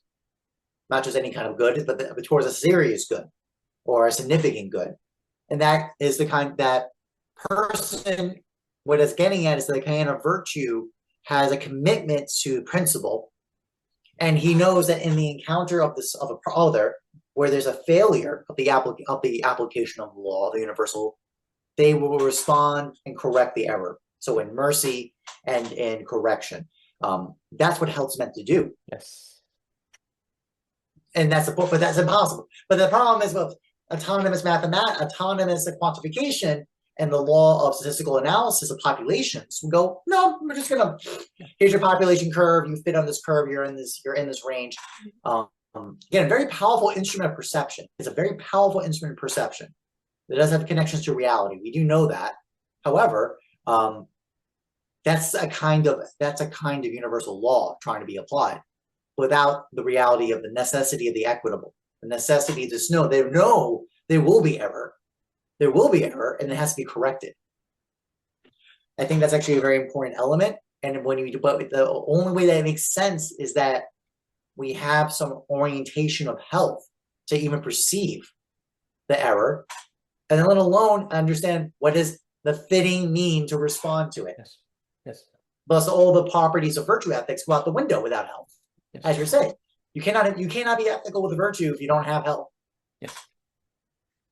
Completely agree. There is absolutely something about health as holding the space of the universal moving to the particular, which must entail error, but that error does not destroy the whole thing. Health is able to hold it, is able to bring it down. I do think health is strong, you know, health is strongly tied to a sense we've spoken before about the definitive, this Michelle, right? A sign of a healthy person is in an experience of a certain radical definitiveness of this individual. Like they feel one of one. They feel the only one, right? Like a healthy relationship is when your wife is not your wife, but Michelle. And a healthy relationship maintains that radical particularity, that radical thisness, right? Health and thisness are strongly tied, of which is pointing to and working with, like you were saying, bridging with the universal. Um, because the universal entails within it the latent potential for thisness. Thisness is universally available if the conditions are met, if the conditions are met for it, right? Um, but then, of course, one cannot just get those conditions by snapping your finger. You have to live a life that is committed to it. But I definitely associate, because again, the novel that is still with us is War, Crime, and it's Sound and the Fury. It's Crime and Punishment. It's not novels. It's Richard III. It's thisness. Thisness persists through time via vivaciousness, aliveness. And the more a thing has thisness, the more it is, well, it is alive and healthy. And our ability to recognize thisness and experience thisness, definitiveness, I'm using those interchangeably, is a sign of our health. It is absolutely a sign of our health. Our ensoulment. And I think you are exactly right that the word embodiment says is fundamentally dualistic, as if it's possible not to be bodied, right? That's not the question. The question is the ensoulment. Are you bringing the soul, the life? That's a different matter. I also, one topic that Michelle and I think about all the time is identifying the difference between fear and wisdom. Because I basically think one's life is strongly tied to facing fears. But then there are stupid facing fears. If there's a lion outside and you go out and punch it in the face, oh, you were courageous. No, you were stupid. You shouldn't have done that, right? Okay, well, how do you tell the difference between being wise and facing a fear, or when you're avoiding the lion, not because you're afraid, but because it would say be stupid to go outside and deal with the lion, blah, blah, blah, right? I do think it is basically impossible, alluding to the safetyism point you were making. It is basically impossible to tell the difference between fear and wisdom if the good and the beautiful are collapsed, if we don't know what health is. Because we have no notion. Basically, the name of the game is to avoid anything that could kill you or harm you or ruin you, right? That's good to do. Well, then safety wrap, bubble wrap everything, right? Well, then no courage. Like basically, there's a real sense in which courage is not needed. Courage is irrational. Courage has no role. We don't need courage if we could figure out a system to make all bad things not happen, or to just set you up to make sure that you never get hurt. There's no need for courage. I do think our world reflects this idea that that a good world would be one where there was no need for courage. It is in the very fact that anxiety is eating people alive. Mental illness, social anxiety, this is all evidence to me of a society that does not give people or afford people opportunities to develop courage. Why would it not do that though? Well, because there's no reason to do that, because we'll just make a system where you don't have to deal with anxiety or develop courage. You'll just have an AI girlfriend. You'll be good. You know? So that to me, basically, a damned world is one that doesn't have to worry about the difference between fear and wisdom. Like it is, you're in that entrapment now. I've been talking about this whirlpool. Safetyism is absolutely a whirlpool. Mr. Jockin, please. Daniel, I mean, the third lecture is on this exact topic because the necessity of the contest. Yep. Oh, yes. It's huge. There must be the contest in the sense of that's how courage is cultivated, where there must be something at stake that is worth it. If we make the world so there's nothing at stake, it does not matter what you do. To what end? There's no, it cuts you off from courage, which means that there's no orientation to face what matters. And actually, and to be honest, this was a tension even back in the Greeks, in the sense that their general model, their exemplars, was Odysseus and things like that. War, Achilles, it was war. War was the contest. Right? That was how this got addressed, which was the addressment of violence, basically vectors of goods competing, and this is how the arrival of the contest revealed itself. Now, over time, as more peace developed in Greece, the more sport-based contests showed up, which was kind of a derivative from that. They're trying to draw that out. We still have this today. But that's why we have it. We have it because we created spaces of play to cultivate that. And Aristotle actually, oh, by the way, so then what is the purpose of it? Here's a shocker of a note. Plato, laws. No, Republic, actually. It's earlier, it's middle period. What's the purpose of gymnastics, sport, and music? It's very fascinating. It's for the beautiful. Love of the beautiful.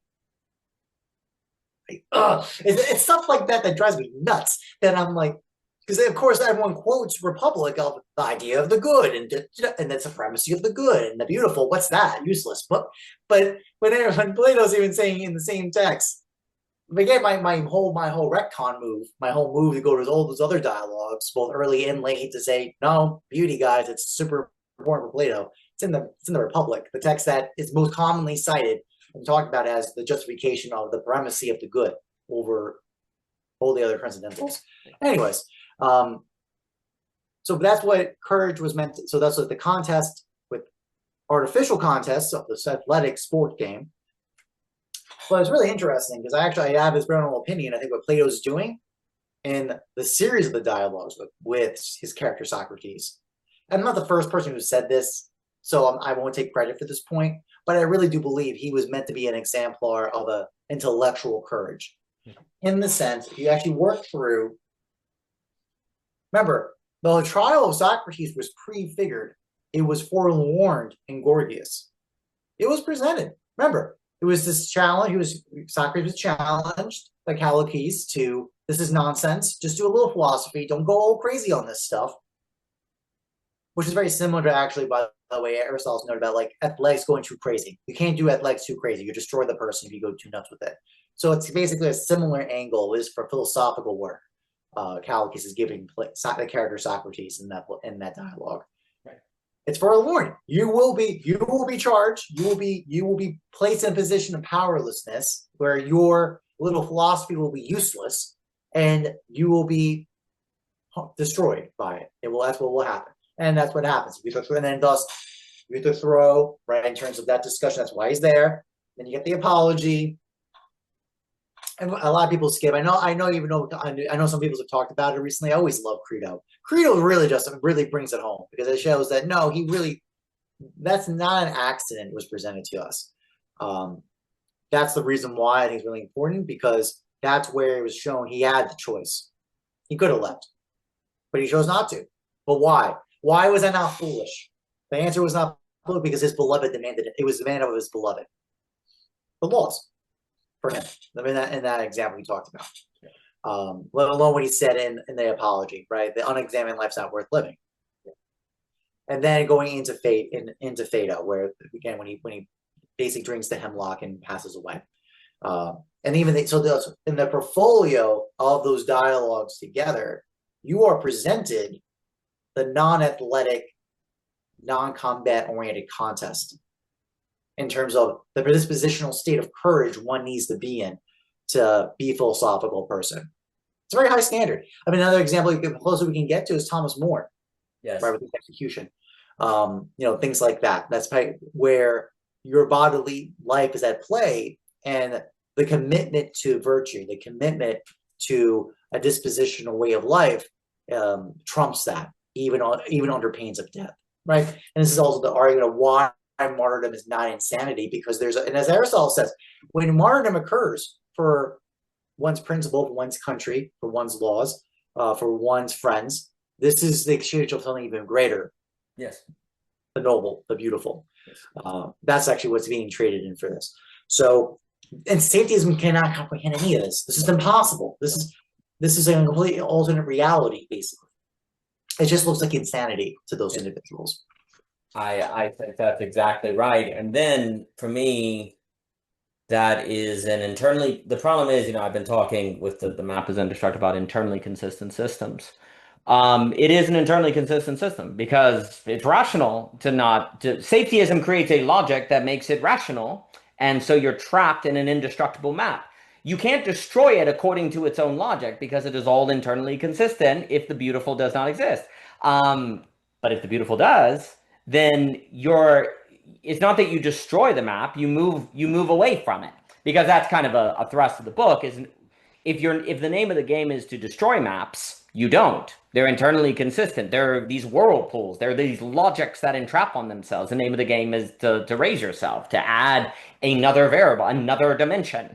But basically safetyism, and I think our entire world, are basically trapped in internally consistent systems, various ones. And they have themes. Well, the theme of all of them is the collapse of the beautiful and the good. It manifests in different ways. I think also, Owen, you're mentioning the children, maybe latches. I know Owen in the Agagon has had a reading of Plato emphasizing the problem of generational decline. And this problem of the children, how do we get virtue if we don't have war? What if our parents left? This kind of tension that exists. And I think people feel that. Like, that's actually kind of the fourth turning sort of idea. The problem with success is then how do you get contests that are going to actually move you toward courage and the potential of apprehending the beautiful? Well, the issue is basically the only way you would truly maintain the contest necessary and not collapse into some safetyism or internally consistent system is basically maintaining the beautiful as a distinct category. And if you don't do that, then the problem of generational decline is done. It's inevitable to manifest. You have to keep the system open at all points, what I have called the girdle point. And the only thing that can keep one attuned to the girdle point is going to be lack, beauty, dimensionality as such.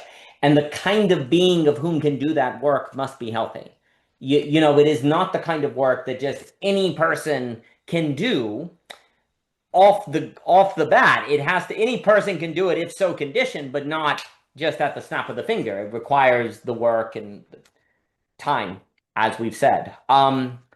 I think also I'm thinking about this idea too, about how, like, there's this idea, it's just very interesting to me because in a world that has collapsed the beautiful and the good, and it is good number go up, and therefore to live longer, in my experience, well, another great problem of the world today is boredom.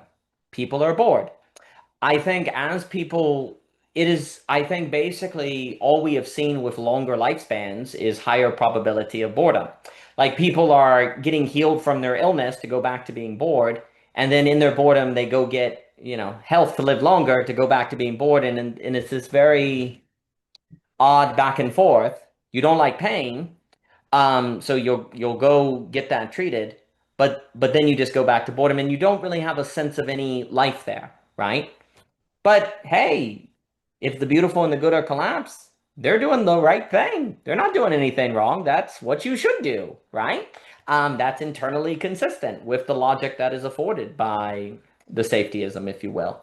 And I think a lot of people are trapped in that. I'm also thinking, like you're saying, without the beautiful and health, we can't think of any of this. Like with Socrates, I think about how, what if Socrates wouldn't have drunk the hemlock? What if he would have gone, you're right, this is kind of stupid. Would we be reading Socrates today? Would Socrates still be with us? What that intuition, that commitment to the beloved, which, you can kind of look at that and go, that's kind of dumb. I don't really, why didn't he just kind of go away? The very presence of Socrates with us today, having such an influence, such an impact, um, is precisely evidence that he made a real good choice to stick with the laws.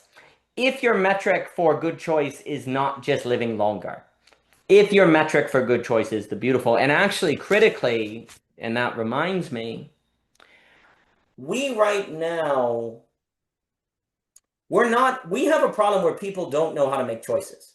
Like they don't know the standard of choice making.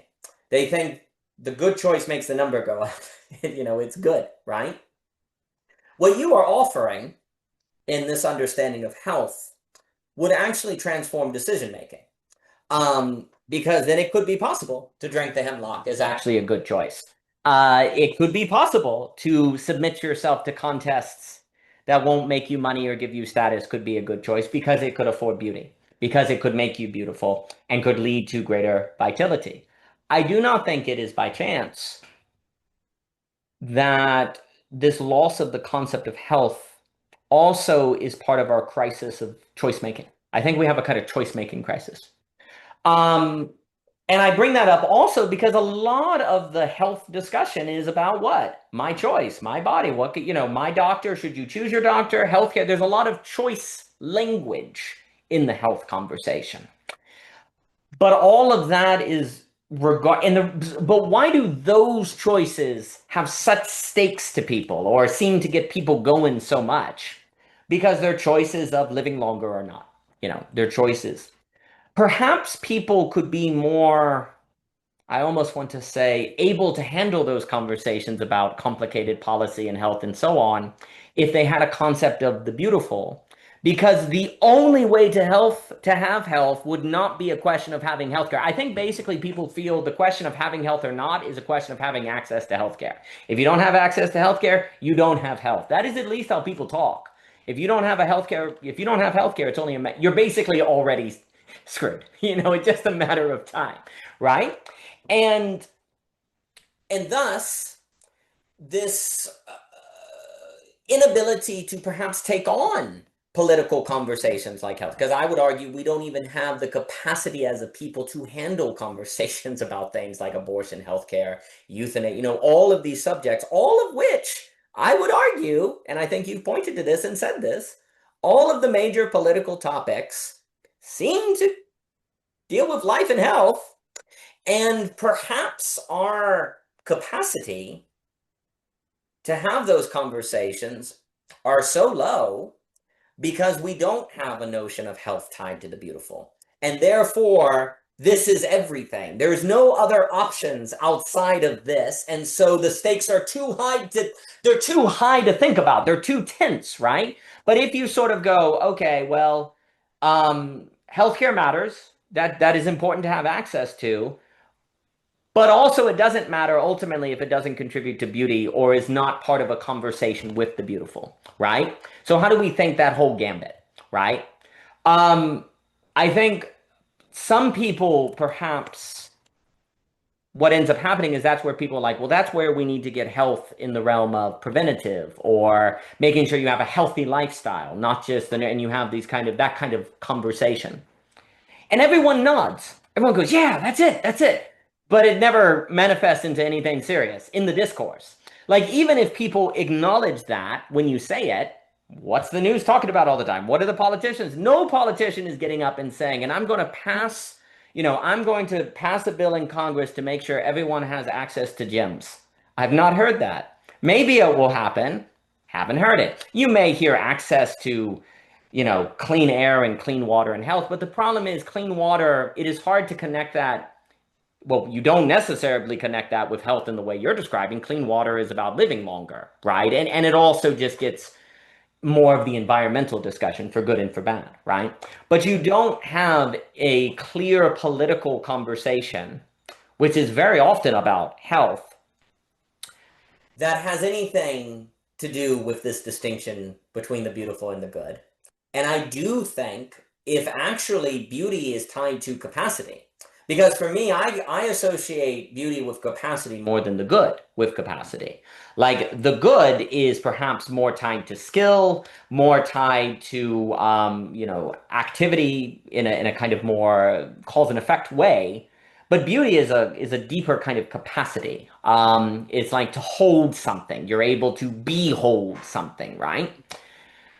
I do think politics is basically impossible without a society that has capacity, not just technical knowledge, because basically everyone is bringing their technical knowledge to politics. They have occupation, their class, they're bringing more of that.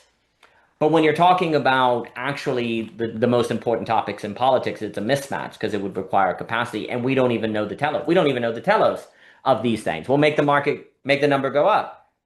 Well, okay, just make the number, spend all the money then. Like, do whatever makes it. Well, we know that's not true. If you could do things to make the number go up that bankrupts the world or it destroys quality or whatever, right? But we don't have a schema in our mind to understand what we know or to bring our intuitions into some sort of meaningful framework that could actually enhance dialogue because we're not able to think of health in a more robust manner, certainly not in terms of ensoulment. Mr. Jockin, please. Where to start? I mean, I think a big no. I'll start with the first, your starting point, which was this issue of boredom, right? I think that's actually very important because I think that's the idea of people are blind to the horizon of being. Yes. And that's what beauty is. That's actually why you're no capacity, potency, capacity in that sense is very, very accurate about beauty. So when people, and that's the thing. Actually, I think hospitals are very important. I remember this from being younger. I had a lot of I've had a lot of family issues where I've been in hospitals for a very long time in my life. And I remember when I was younger, they were absolutely horrible. It was, and actually, the boredom is actually one big aspect of it. Let alone the sickness, the suffering, the kind of dispositional states that people are in are not exactly the best. You do need to be a certain character or person to be very different, to be in that space and to not encounter it that way. I have to be honest with you just about that point. I think it's very telling. I do think in that moment of crisis in the hospital, it is the moment of encounter of the horizon of being, and your character is shown through in that. I say this because I think some people might misinterpret, not misinterpret, but read through what we're talking through. Is that what happens if you're having actual like random biological diseases, right? The things that are total, complete, just results of biological chance, just worked out that you got leukemia, or what, something like that. Beauty and health are still with you. Oh, yeah. It's just that you've been placed under hardship. I just quote this line because greatness of soul, that's why you're ensouled. Your greatness of soul is when you're ensouled. You're not embodied. This is the reason why. If you were embodied, that would be impossible because your body's literally falling apart. So you don't. So that'd be a very reasonable concern.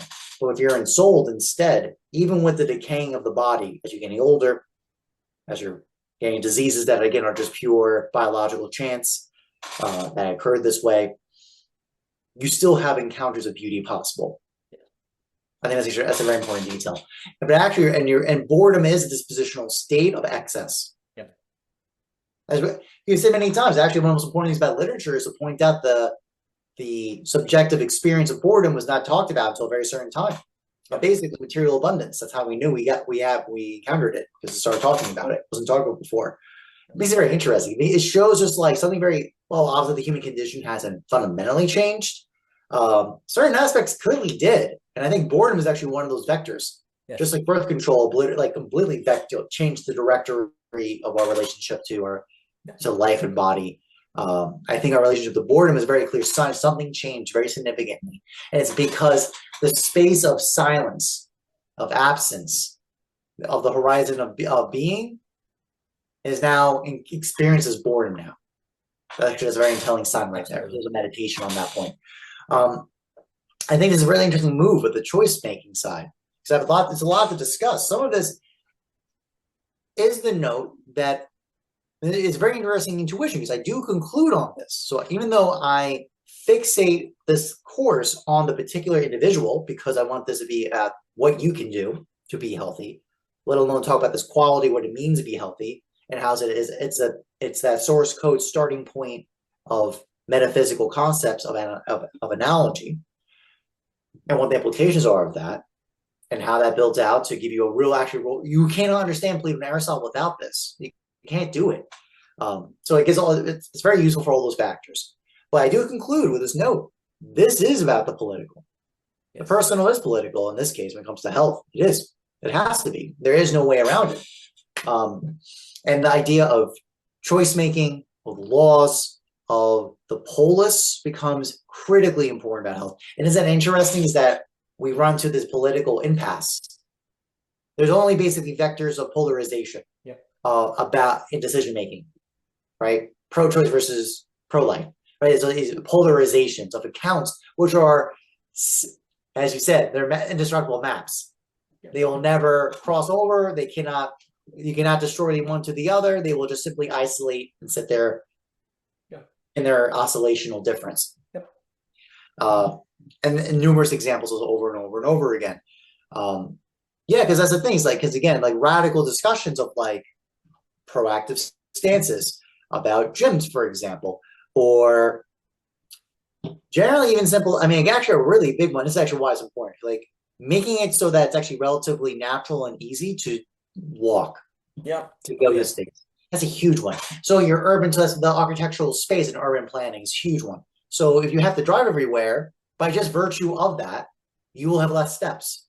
And the number we seem to have found is that 10,000 steps is the magic number around there. So if you're in, and I say this because I recently moved my new appointment as assistant professor at Mount St. Mary's University, and it's a huge campus. And I actually very easily, with very little effort, get 10,000 steps in.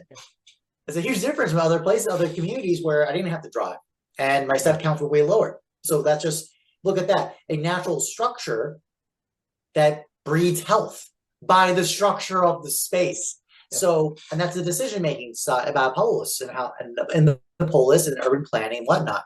So you can see the flows, the relationship, the decision-making, and the polis and politics instantly shows up. And I think actually that's the point, is that, as you're saying, Daniel, a politics based on the beautiful has not been thought through. It's been about goods, and you can tell that because the vectors of polarizational maps, and there is no way to hold the difference in the horizon of being that is beauty to give you a new account possible, a new possibility of encounter, the new direction that's possible from that, because there is no orientation to orient what we're trying to do here. Now, why that is, I could have hypotheticals or just suspicions about that.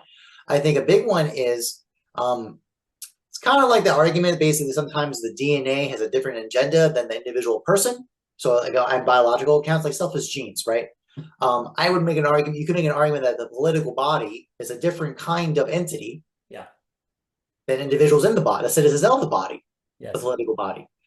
So as a result, the interest in self, the health and the continued existence, the continued persistence and growth of one entity may necessarily be parasitic or antagonistic to the organs or the members, the matter that makes up the body, that organ, the political organ in this case, or the political body in this case. That's just one hypothetical point.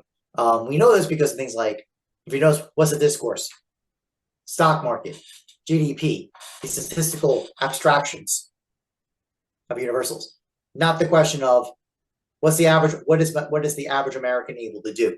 Or like what can this particular family do with their income, or like in this household? How is their quality of life? When was the last time the American dream has been explicitly stated? Like explicitly stated with an image, or this is what the American dream is. That is not just like literally not number go up quantification, because the times I have seen it, it's like immigrant came in, he bootstrapped himself, he made his business, now he's oodle millions of heirs, and he's got all the stuff, and he's got all the, It's all material. It's all quantified material. Um, and it's about this individual and this individual family. Notice that.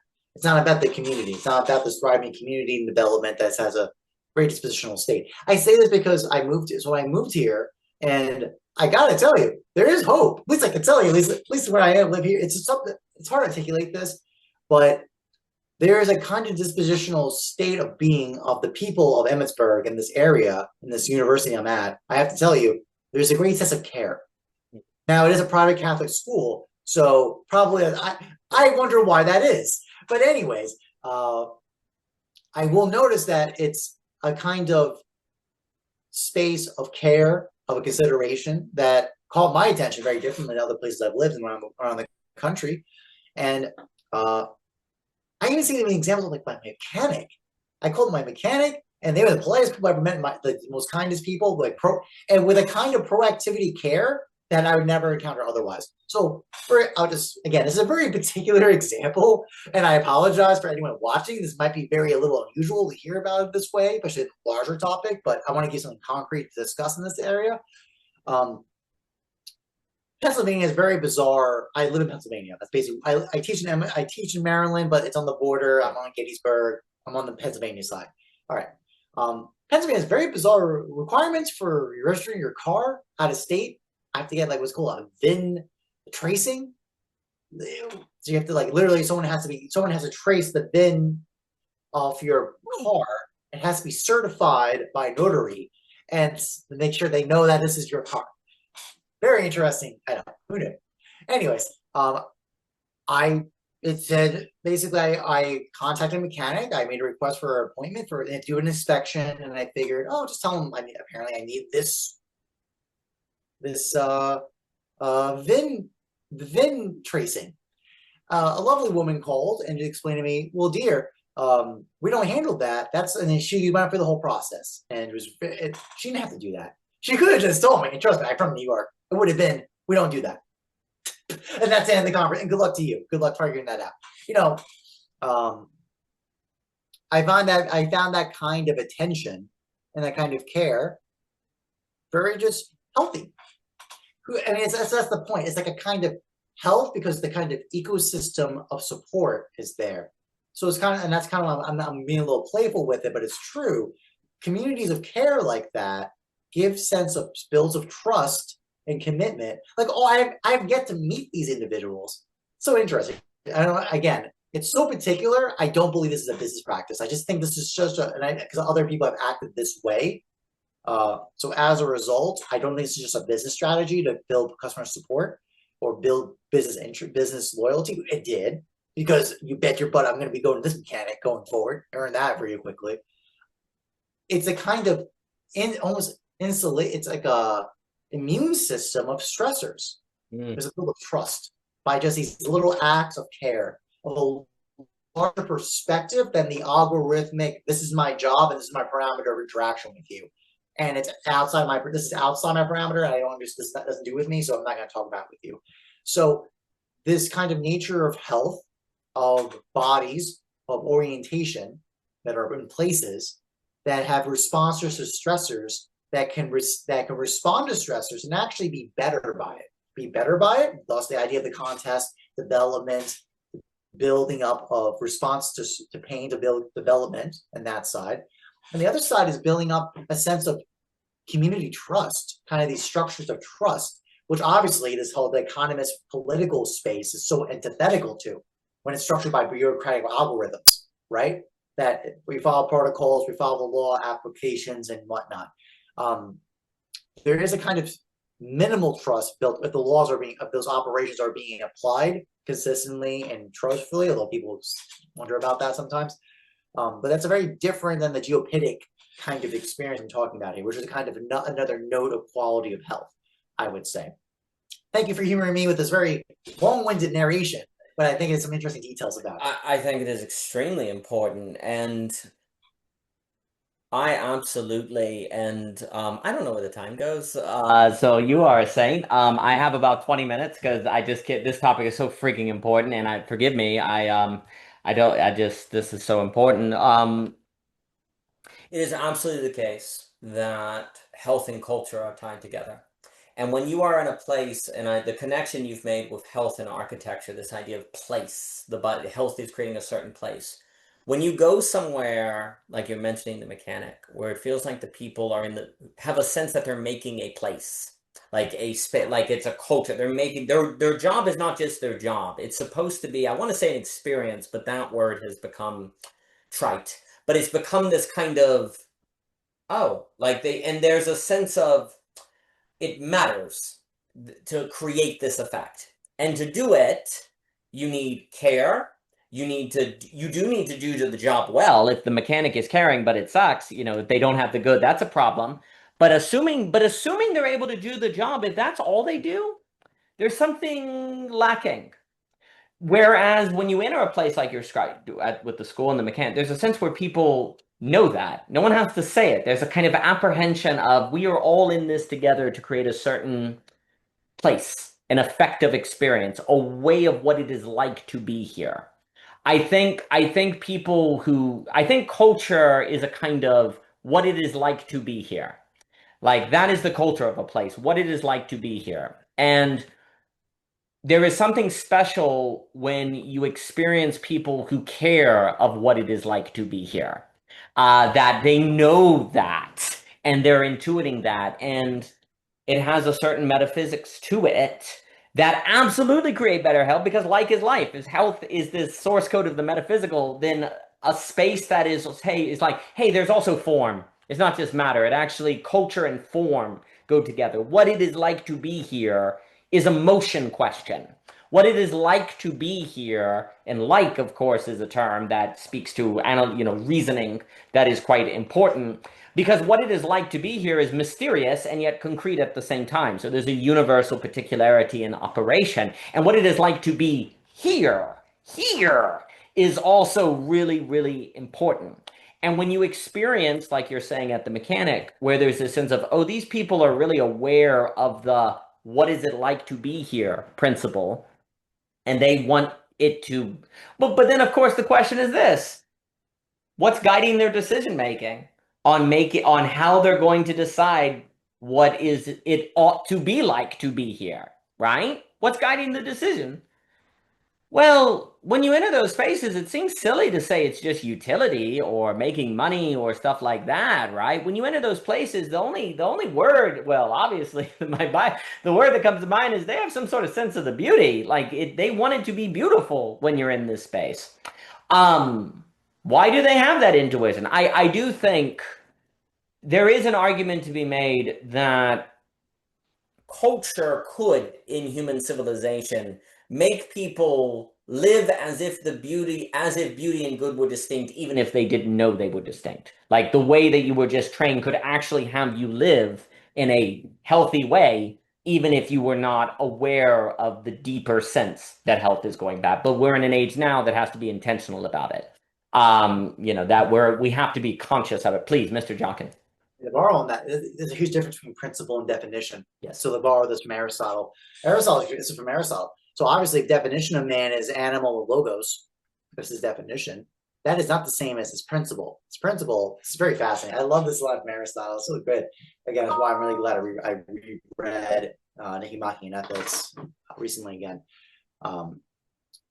It is one of three things. It is it's the language of Greek is desirable nous, the nous that is desirable. It is deliberate, the one who the entity that deliberates. So it's proiesis. And remember correctly, is the desirable nous, and the nous that pursues what it is, the beautiful. To summarize that in rough outline. I don't have the exact Greek in my mind, but I remember those three parts. It was very particular. Essentially, the first one, the fact is orientation. The desirable nous. It's the nous that's desirable. That's really interesting language about that. And then one is the nous that enacts, that the enacted nous towards activity. That's its principle. Yes. That's something very different than from definition of the logos, which already shows the difference of nous and logos right there. Yes, in Aristotle's account. and then the fact that Aristotle could give you an answer, he was like, it's one of these three. We think it's one of these parts, and it's such a again, it's a kind of spiration operation. And notice proiasis in there. I say this because actually, Ted, no, I'm going to basically tell Johan, I'm going to request Johan, my next course is going to be already, it's friendship. I've already decided, because proiasis is the work of deliberation you must do with friends, has to do with discourse with others. Friendship is so freaking important. I'm very glad to hear that. I could not agree with that decision to teach on that more. It is so freaking important. The spiration you're talking about, I think when you enter a space of that care, I often in my experiences, people have kind of intuited there's a spiration that they're responsible for. Like they intuit fittedness. This is a logos thing. Okay, this is a new like they intuit it and they're artful in it. And when people are artful in that spiration, then you get a very definite quality of what it is like to be here, which then, of course, opens the possibility of realizing differences between definition, principle, survival, health, etc., form, matter, etc., so forth. But only in an age that does not find itself under the reign of autonomous quantification. Because if that experience of what it is like to be there, you can't quantify it, well, it doesn't exist. Okay, well, then no one, and if it doesn't exist, then no one can think, you may happen upon it, but it is going to be random. It is not going to be there. It will not be something that is part of the political discourse or socially Daniel, to bring intended. this one point, I just want to jump in. I mean, you know me. I'm the one that's generally like gets very nervous at hard to subjectivity. But this is the one aspect why I will defend it, is that this kind of tyranny of the quantifiable destroys our power of apprehension. That's the reason why. That's the reason why I will defend this with all my fibers. Yeah. Is that you cannot let the quantifiable destroy and obliterate what is apprehendable. Yes. Which is of the subjectivity, which subjectivity does participate in. Yes. Just as a note, just want to draw on that point because that's the biggest problem. Is that if I don't measure, it's not. If it's not measured, it's not real. But there's lots of things that are real that aren't measured. Yes. Yet, and that's the point. And that was the whole point of why Aristotle and Plato had errors in their discourses on material reality because their measurements were not there yet, perceivably. Their perception measurements, let alone Jon Snow. They didn't know that the bacterium existed. They didn't know it, the actual nature of that existence of that entity. They had to reason through the signs only, which were not directly measured. I think that's well put. And I would just say, I was thinking as you were speaking there, the very fact that you are able, from Aristotle, John, etc., so forth, to arrive at formal conclusions that change patterns and thus change the organization of the world away from hands that are not washed and getting people sick. That really would not be possible if there wasn't a meaningful distinction between matter and form. Like the past would be locked in the past. Observations of the past would only apply to the past. The very fact that you can actually arrive at form that is timeless, that applies now, and that are true conclusions, even though their measurements were wrong, that very possibility means there's a distinction. Mr. Jockin, please. Yeah, I've so many times heard the past doesn't exist. There's only the now. Yep. This is the complete. It's the complete inversion of what you said. Like that's why I'm jumping in to think. I thought of that instantly. Of like, no, but we're saying no, the past does exist now. That's the point. The accumulation of the now came from is not just from the past in sequence, but in duration. They use your Bergsonian language to talk about it. Yes, that's exactly right. And again, and that also would suggest that, well, funny enough, if the past doesn't exist, then we actually have no possibility of learning patterns to escape the world. But like, it's an ultimate damnation. If the past doesn't exist, you can't learn patterns. And so I hope you don't end up in an auto-cannibalistic one, which if you're in, you can't recognize because the past doesn't exist, so you can't learn. Like learning requires the past. And I think also basically the most important, well, apprehension, and I think what you're getting at here, like we cannot sacrifice apprehension for quantification, because apprehension is so critical. Basically, apprehension is a testament to the reality of the past and the reality of time, precisely in the apprehension of that of which is carried through time. Like this thing that is carried through time does not actually suggest time doesn't exist as if it is timeless. It means that time entails within it latent potentials of patterns that are staying the case as time passes, which means it is in time. Not that time does not exist, but that it is actually in, I will say, being itself. That's why we're dealing with metaphysics.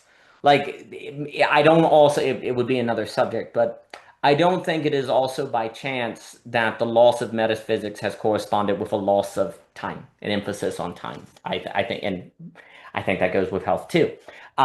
Because when you lose a robust sense of time as being this life, this living pattern, this living language, pattern language, Alexander, when you lose that, then there's nothing to apprehend. There's nothing in time to apprehend. There's nothing there. So so this idea of health being the capacity, affording you new conditions of apprehension, that's nonsense. There's nothing there. But if time is this alive, latent thing that carries patterns through it, that can be apprehended, learned, internalized, and aligned with, then the distinction between form and matter is real important, and it's real critical to understand that health is not merely not dying. It is about meeting the conditions of apprehending said patterns. Otherwise, you miss out on being itself. Mr. Jockin, please. No, that's excellent. And I want to be respectful of your time. It is almost 10:20. So You are a gentleman. I don't know where the time goes. Everyone needs to take the class. I can't help. I was also this is where I say, before closing, like at the net, and then 2 more hours, and then I am late, but I will resist that. I was also just thinking, just as some quick notes, basically, it doesn't seem as if, because I know Dr. Nieberhauser stresses Scholé. Scholé seems impossible without health, only boredom. Only this, how can you have Scholé without health? It would seem as if you'd be stuck in boredom. I think it is also the case. You mentioned the person who's sick, they have a genetic issue. And like you say, these things are real. If health is the opposite of sick, then if you are sick, you can't have health. But if health is actually the capacity of perhaps meeting conditions of greater apprehensions of reality, then it is possible to be sick and have health, right? Because actually, there are many saints that precisely through their ailment were made more virtuous, right? So I think also basically when we don't have this more robust understanding of health, it's basically you can lose health. You're sick, you can get sick, and that means you don't have health, right? But that only is the case if health is nothing but not being sick, and sick is the opposite of health. But if health is a certain aliveness, then actually some people, well, we see it all the time. There are many people who are sick that are more alive than people who are not, precisely because they have taken they've it's become a contest that has developed courage. Now, that doesn't mean that one hopes for such things or that it is quote unquote, well, here's the issue. It's very difficult to say it would be good to be sick, right? In fact, that seems very vile almost to say that it would be good to get sick, right? Well, I'm not saying it would be good to be sick, but if beauty and good are not collapsed into one another, there are opportunities of beauty in the sick that is not good. And yet, nevertheless, there's a possibility of beauty there. And I think, redemption.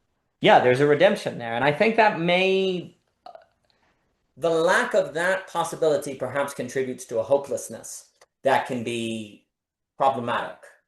I think and I think also I just as another thought, I'm thinking also that we've talked before about perhaps history works in such a way where there's an era of an emphasis on the true, then there's an era of an emphasis on the good, and then an emphasis on the beautiful. And I think now we're in the age of basically the beautiful, where if we can't think it, which is the highest, we're screwed because we can't deal with global pluralism. We've discussed that. Perhaps something similar applies with health. Perhaps we went through a period where it was acceptable for health to simply be thinking in terms of structure. what you need for the body to be structured. I'll throw that with truth. Then maybe the good. How do you extend out? How do you not die? How do you not get sick, right? And you've been through that period, and that was okay. But it seems as if that age has ended, and we're in an age where we must think of health in terms of capacity and the beautiful, which is health actually, not just persistence. And if we don't think that, then maybe in the past it was okay not to think that, but now it is not. And the last thing, I'll give it to you for final thought and tell everyone the class again and et cetera, so forth. I was very taken also when you were mentioning the history of health tied to observation, memory, pattern. We're watching, paying attention. When people don't wash their hands, they get sick. And the Mazaba, the dirty air near the swamp, this kind, like there are so many theories of how people got sick that were wrong, and yet nevertheless actually improve public health, even if they were problematic, right? Which again means that matter and form must be different. That you can actually arrive at an apprehension of form even if you measure it wrong. And so to me, I think we are in an age of people who, in a sense, we could say health science or healthcare or the professional class, like you mentioned, they are in denial of the metaphysical methodology of its possibility. And a lot of the wellness gurus are kind of, in a sense, pointing to that methodology. And they're saying, well, we've observed that if we do this, this is what happens when we tell the doctor, they tell us we're wrong. And we're made to feel like we're crazy, but we've seen a pattern, right? Now, of course, what is the difference between the Thomas Pynchon Odifia pattern of the conspiracy madness? But that is the business of metaphysics, is that risk.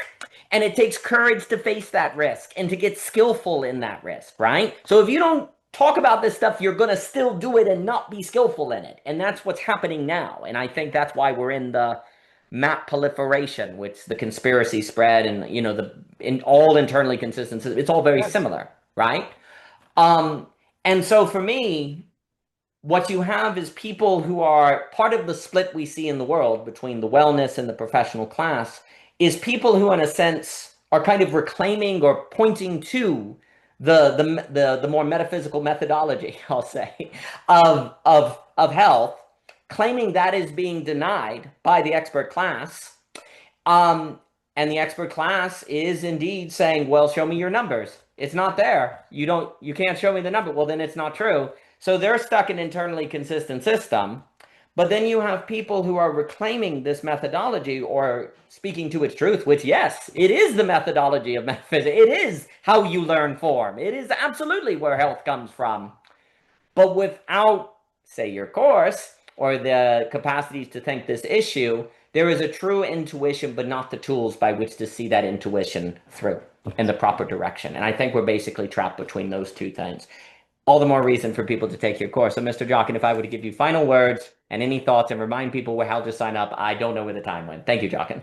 Of course, always a pleasure. So obviously everyone in the class, the live sessions where you'll join me and other people live on Saturday start on September 6th at 2 p.m. Eastern. It will go it's 6 weeks, but there's 1 week break where we go through the 4 lectures, we talk through together, you process your thought into a work that you present as a symposium on the 6th week. These are all recorded, and it's a great opportunity to develop your thought. Now, you can also just, if you cannot attend the live sessions, there are the pre-recorded lectures that I also subtitled. I have them subtitled today. I actually shot them when I was living in Dahlonega, Georgia. So I'm in a nature section on the mountain side of the Appalachian Trail. Recorded the whole session there. So very nice to see, beautiful scenery, and a subtitle too. So you can grab that if you want to do self-study. Also, if you'd like to have kind of like literally basically this kind of discourse with me and Daniel, where I'm just making citations, we're playing off each other. There are 4 available one-on-one tutoring sessions. So you can join as a tutor if you'd like to work with me directly on your research topics or area of investigation or things you're curious to talk about. So that's the course. Now, in general, Daniel is an amazing scholar. I always love his thought. And I love his. And again, this is why I love the OG Rose conversations, because there's live thought, there's vectors of thought and development, and even set up for my course to conclusions in this discussion.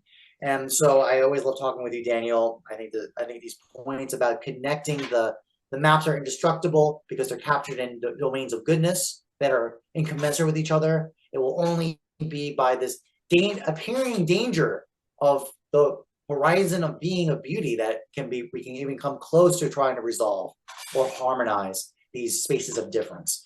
I think I think us talking through this has shown the possibility that discussion is possible. And we revealed that basically there's so much work to be done. We have so much work to do. The class is just the beginning, everybody. We thought this, as obvious this point that beauty has led now to this discussion of concreteness in health, which again is just a starting code, the starting point of analogical thought. And this will lead to the political social, which will be apparent, again, I'm tipping it off again, will probably be, my next course will be on friendship. That's where this all comes together in there. So again, Daniel, always love talking with you. It was always a pleasure. And I could not ask again to have a great friend like you to talk with these ideas with. Well, I feel exactly the same way, and I always look forward to this. And like I said, now, again, I highly suggest everyone do those 101s because it just the what is birthed from those experiences is invaluable. And I very much appreciated your time. I very much appreciate your work. I very much appreciate your friendship, and everyone do sign up for the class. I think the topic of health is extremely important to think in the terms that Mr. Jockin is thinking them, and it will certainly have an impact on your life. Mr. Jockin, thank you, sir. Thank you.